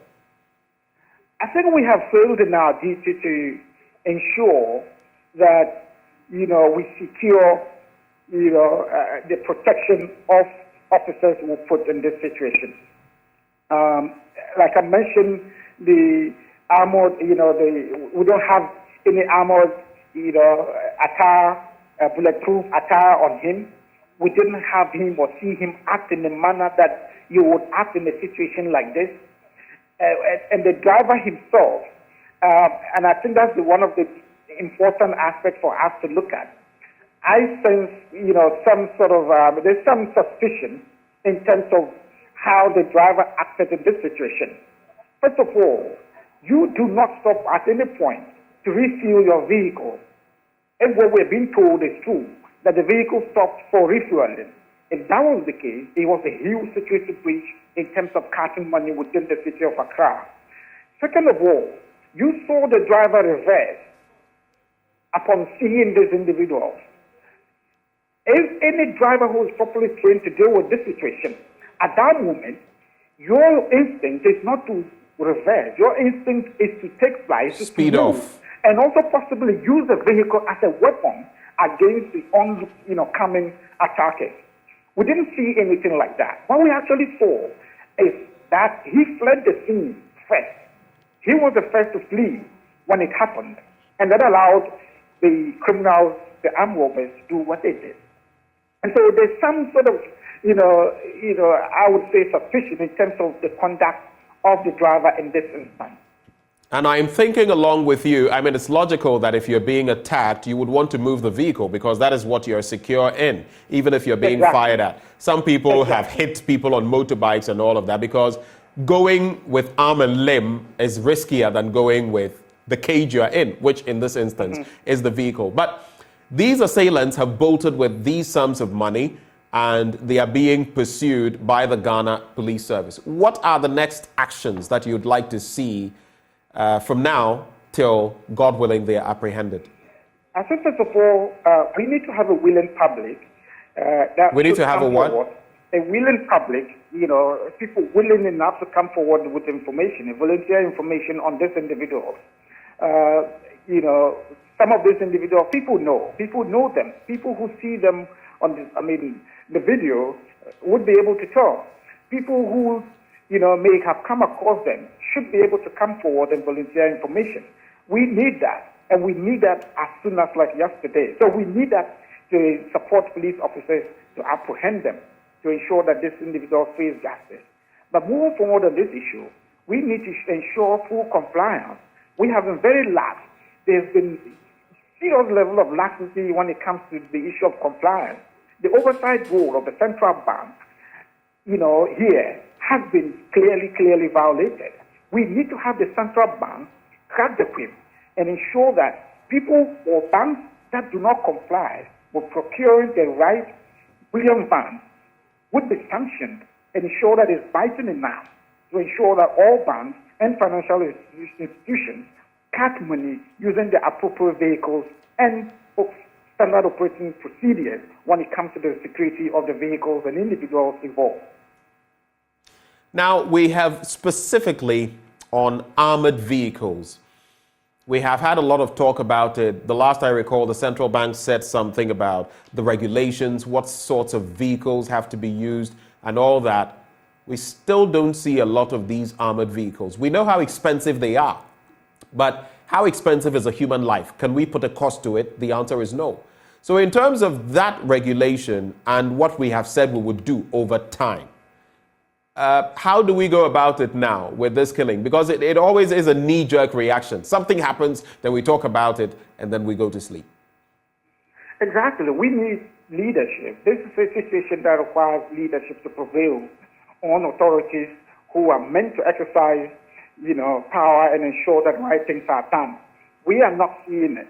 And I feel that, there is really nothing extraordinary to do about this than ensuring that you prevail on, organizations, the financial institutions, to ensure that they comply.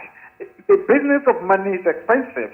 And so if you talk about the expensive nature of bullion funds, of course, it's expensive because it's meant to secure the interests of people, to secure lives. And if you're not ready to provide that, it means that you're not ready to... Your call has been put on hold. Working with the central bank to ensure that they have, they give them timelines they must comply with, and ensure that once they procure those vehicles, the standard procedures must not be compromised, and ensure that these individuals who are put in these vehicles to deliver, carton of money services, they do so peacefully and do so without harm. Mukhtar, we're grateful that you took the time to join us this morning for this conversation. Rather sad development from yesterday, and our hearts go to the families of these police officers, especially the one who lost his life. But this is becoming one life too many. How do we stop it? Mukhtar, Mumuni Mukhtar, is Executive Director at the West Africa Center for Counter-Extremism.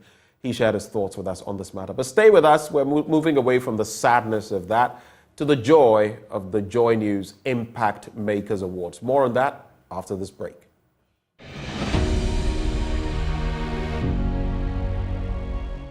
Hi there. On the 23rd of June, the 10 finalists of the Joy News Impact Makers Awards will be celebrated.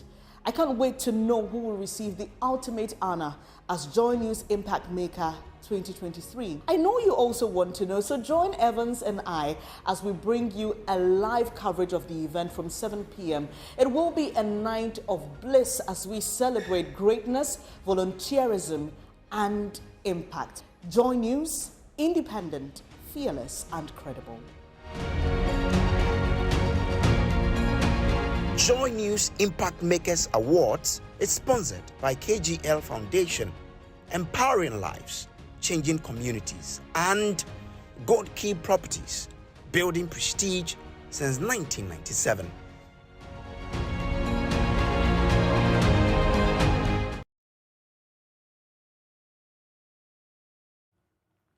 Well, here we are back on your screens, and it's all joy. It's all about the Joy News Impact Makers Awards. There are so many people out there doing amazing things that are never celebrated. So we took it upon ourselves to celebrate those people, to give you a voice, to nominate such people. And here we are with a list of 10 wonderful people out there. One of them joins us in the studio this morning. She's in the person of Ellen White. Good morning, Ellen. Good morning. Good to have you join the conversation this morning. Thanks for having me. Tell us, Ellen, what do you do? What do you do that has brought you to this point? Someone somewhere saw you and nominated you, and you've made it this far, but What is it that you do? Thank you so much for this great opportunity. Firstly, I'll appreciate the effort of Joy News and also the organizers of the Joy Impact Makers Award. And so I'm happy to be here. I at least expected this because I never thought I'll be recognized for what I do. Why? Oh, sure.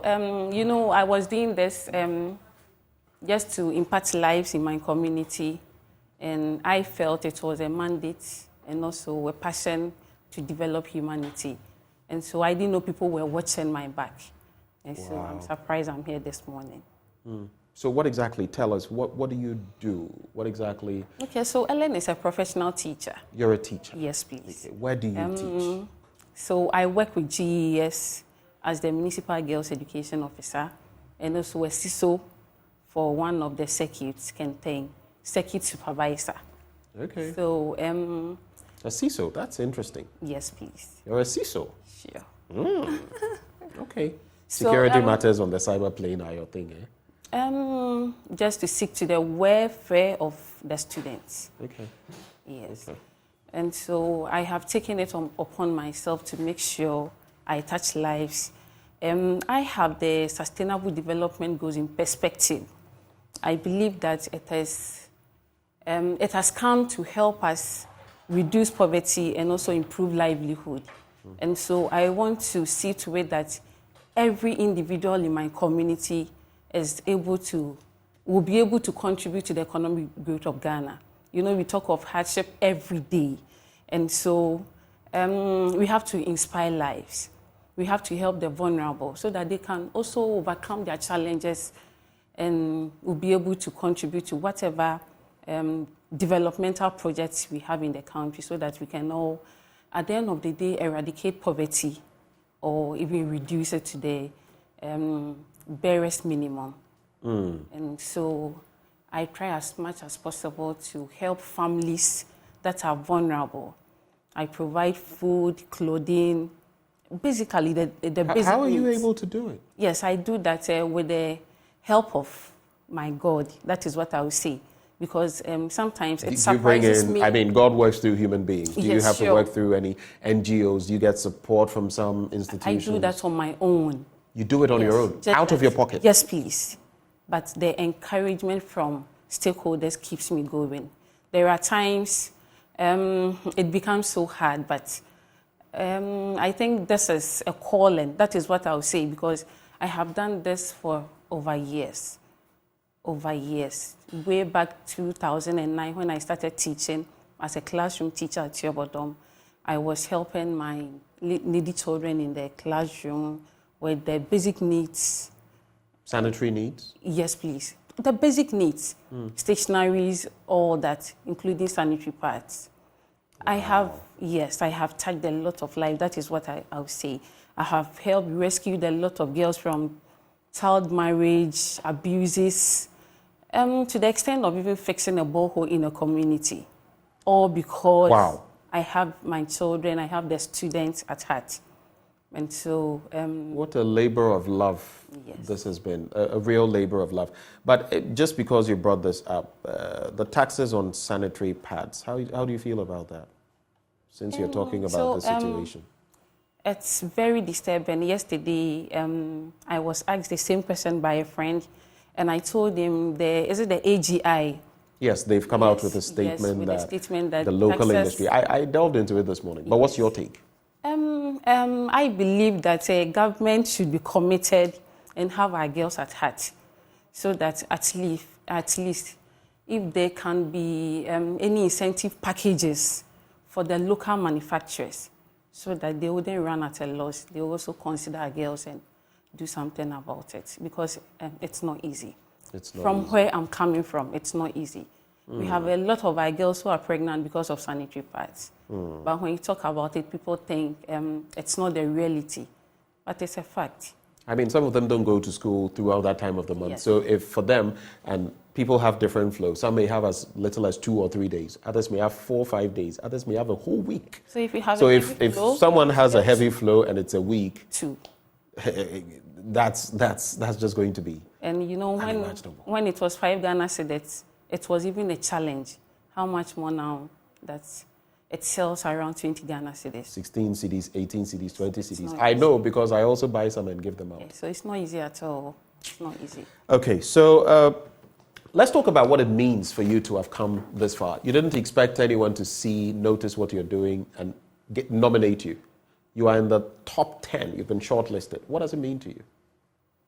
It means a lot to me. So the scope of this whole thing, from what I have watched on Joy News, to me is recognizing people making impact, ordinary people like us. So this is an inspiration. To me, it's a motivation.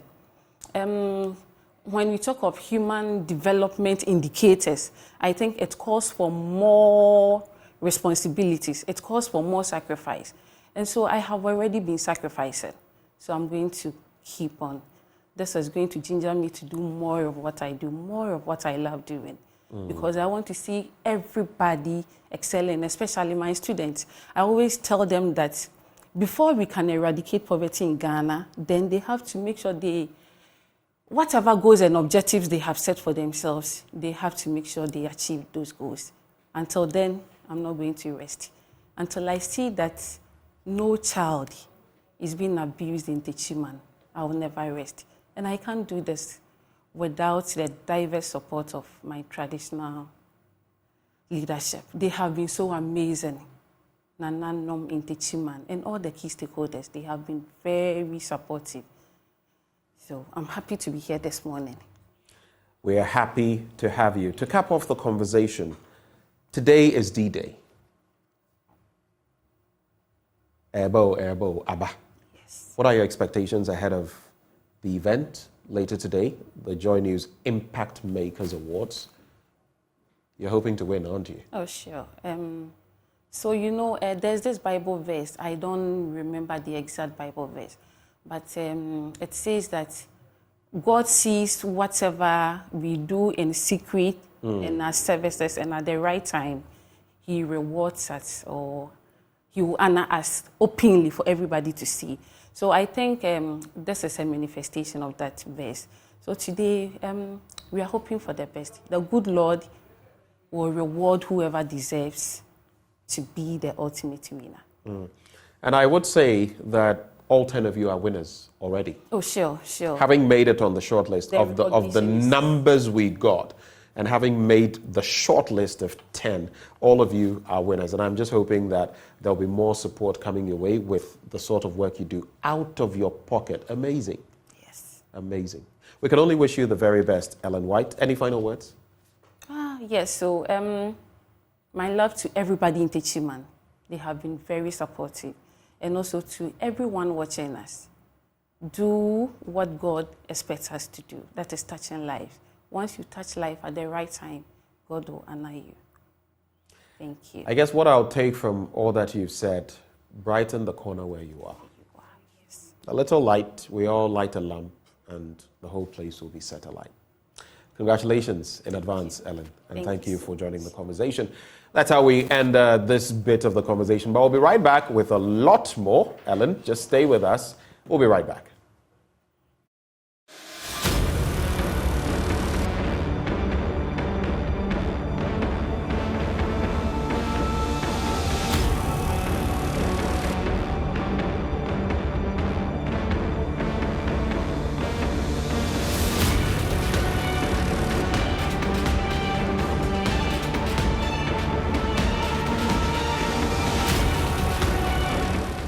Welcome back.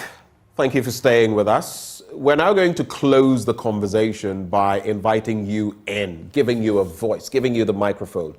This is where you get to interact with us, and I'm always happy to hear from you. We already have had some interactions on the health bit, but if you have any thoughts to share with us, yes, we had the medical conversation on clots, but we've also spoken about, in my blunt thoughts, I was talking about the TOR situation, the ratings agency situation, and the claims that have been made, as well as the IPPs, the independent power producers, and what they are threatening.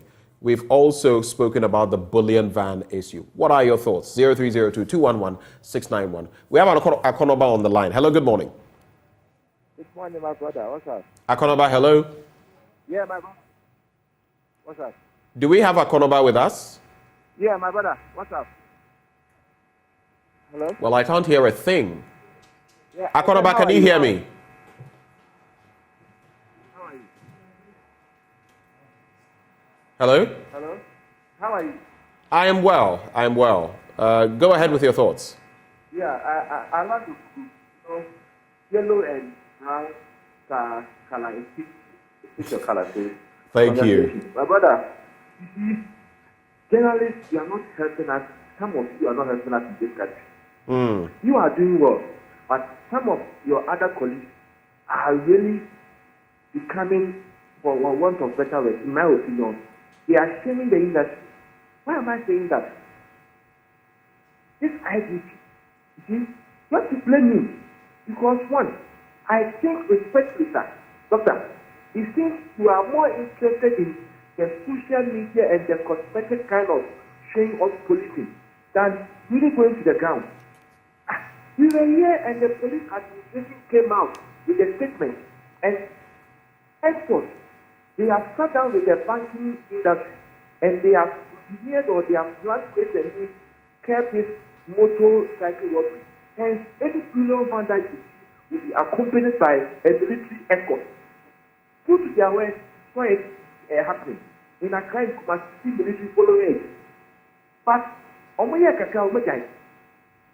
you see, that's why I'm saying this IGP. Certain things which is of most important. How can this vehicle be a criminal van? They have wasted the life of this poor policeman. So you see, the IGP should be out of doing. Number two, you journalists, when are you going to parade this i.e. Bawumia, John Dramani Mahama and others, and engage them in a debate? Bawumia told us that we are moving from taxation to production. Now, he has increased the taxes on sanitary pads. And this is the people demonstrated. And I saw their caption and I was laughing.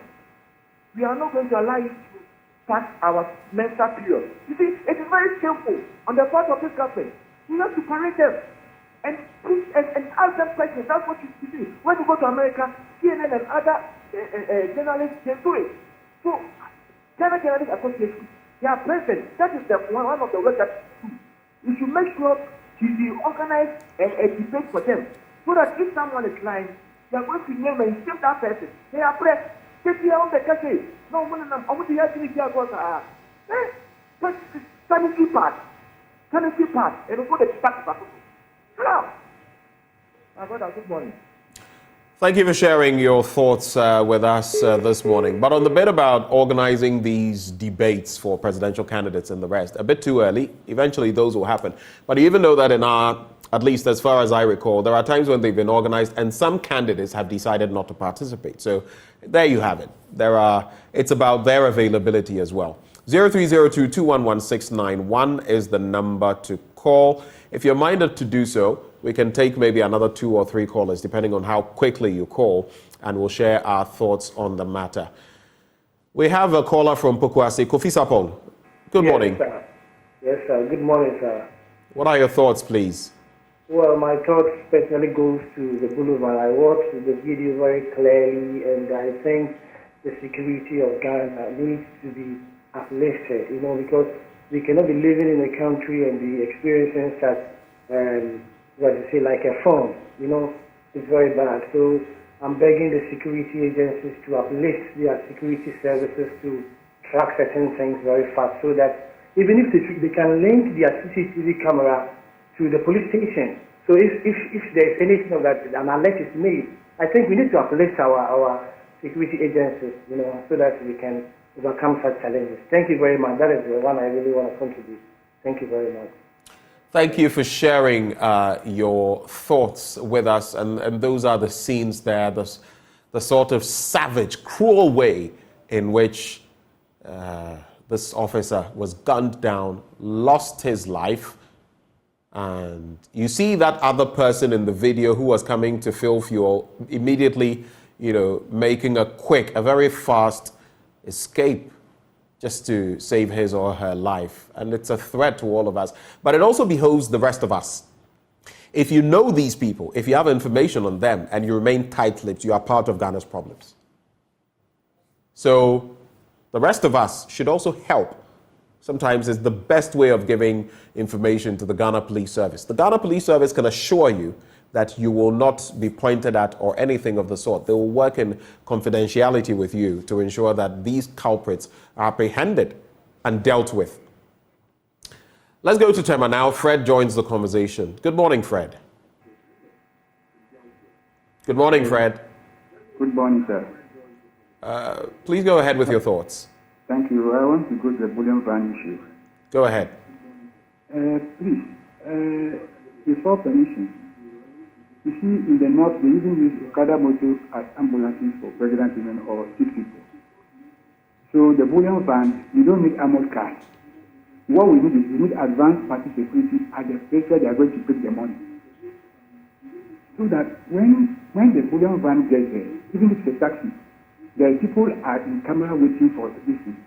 So that any action that will go on before the driver or the policeman reacts, the floor people have taken the action already.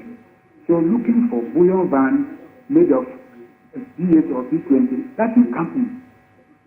It's not about V8s or this or that. It's about armored bullion vans, which are fit for purpose. Yes, you see, Ghanaians are very smart. So let us put people, advanced security men on the floor where they are going to pick the money. If there were men in camera waiting for this car to come, they would have combat these guys. You understand? So we should not stop. We should stop looking for too much money, because the more we go for armored vehicles for this and the bullion van, expensive ones, people are going to make money and build mansions out of it. Let them use the cheap ones, but let there be security men in advance waiting at the venue where they are going to pick the money. All right, thank you. By the time I think you get my point. Thank you for sharing your thoughts. Thank you. Thank you for sharing your thoughts. I get your point. I don't necessarily agree with you, though. They need, look, if these vehicles had been armored, that police officer would not have lost his life.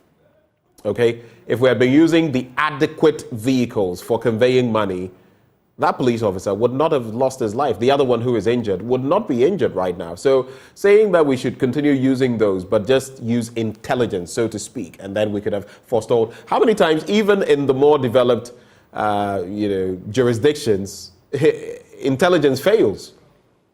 Intelligence fails. So we can't count on that. Intelligence, yes, but let's do the right thing. We have a caller from Kumasi. Krant saying, good morning. What are your thoughts for us? My feeling is, in fact, we need to, sack ourselves as a security expert. You see, the criminals, we have good intelligent criminals. Then we have actually more intelligent criminals. The good is unrefined. And the good is the one who also actually have intelligence and calculated this ahead of the police people. So what I'm really suggesting is, if a bullion van is moving, then they should not be in uniform. They should be a gas police system so that they can also monitor the activities of those who are hiding as criminals. All right. So that they should be another change of our lifestyle of moving with bullion vans. Because we are always ahead of us. Okay. They set the questions for us to answer, the criminals. So all right. That's what I'm giving it to the whole nation. And I use to monitor. Thank you, Kranting. We have to also update some of our curriculum in terms of psychology. We need to recruit a lot of people to start all years. Thank you. Thank you, Kranting from Kumasi. My heart goes out to all these young ones in the police service wearing our navy blue, only there to serve, who have lost their lives. We salute them and we condole with their families. My name is Benjamin Akakpo. This has been another installment of the AM Show. It's always good to have you. Wherever you are, have a wonderful day and God bless Ghana. Take care.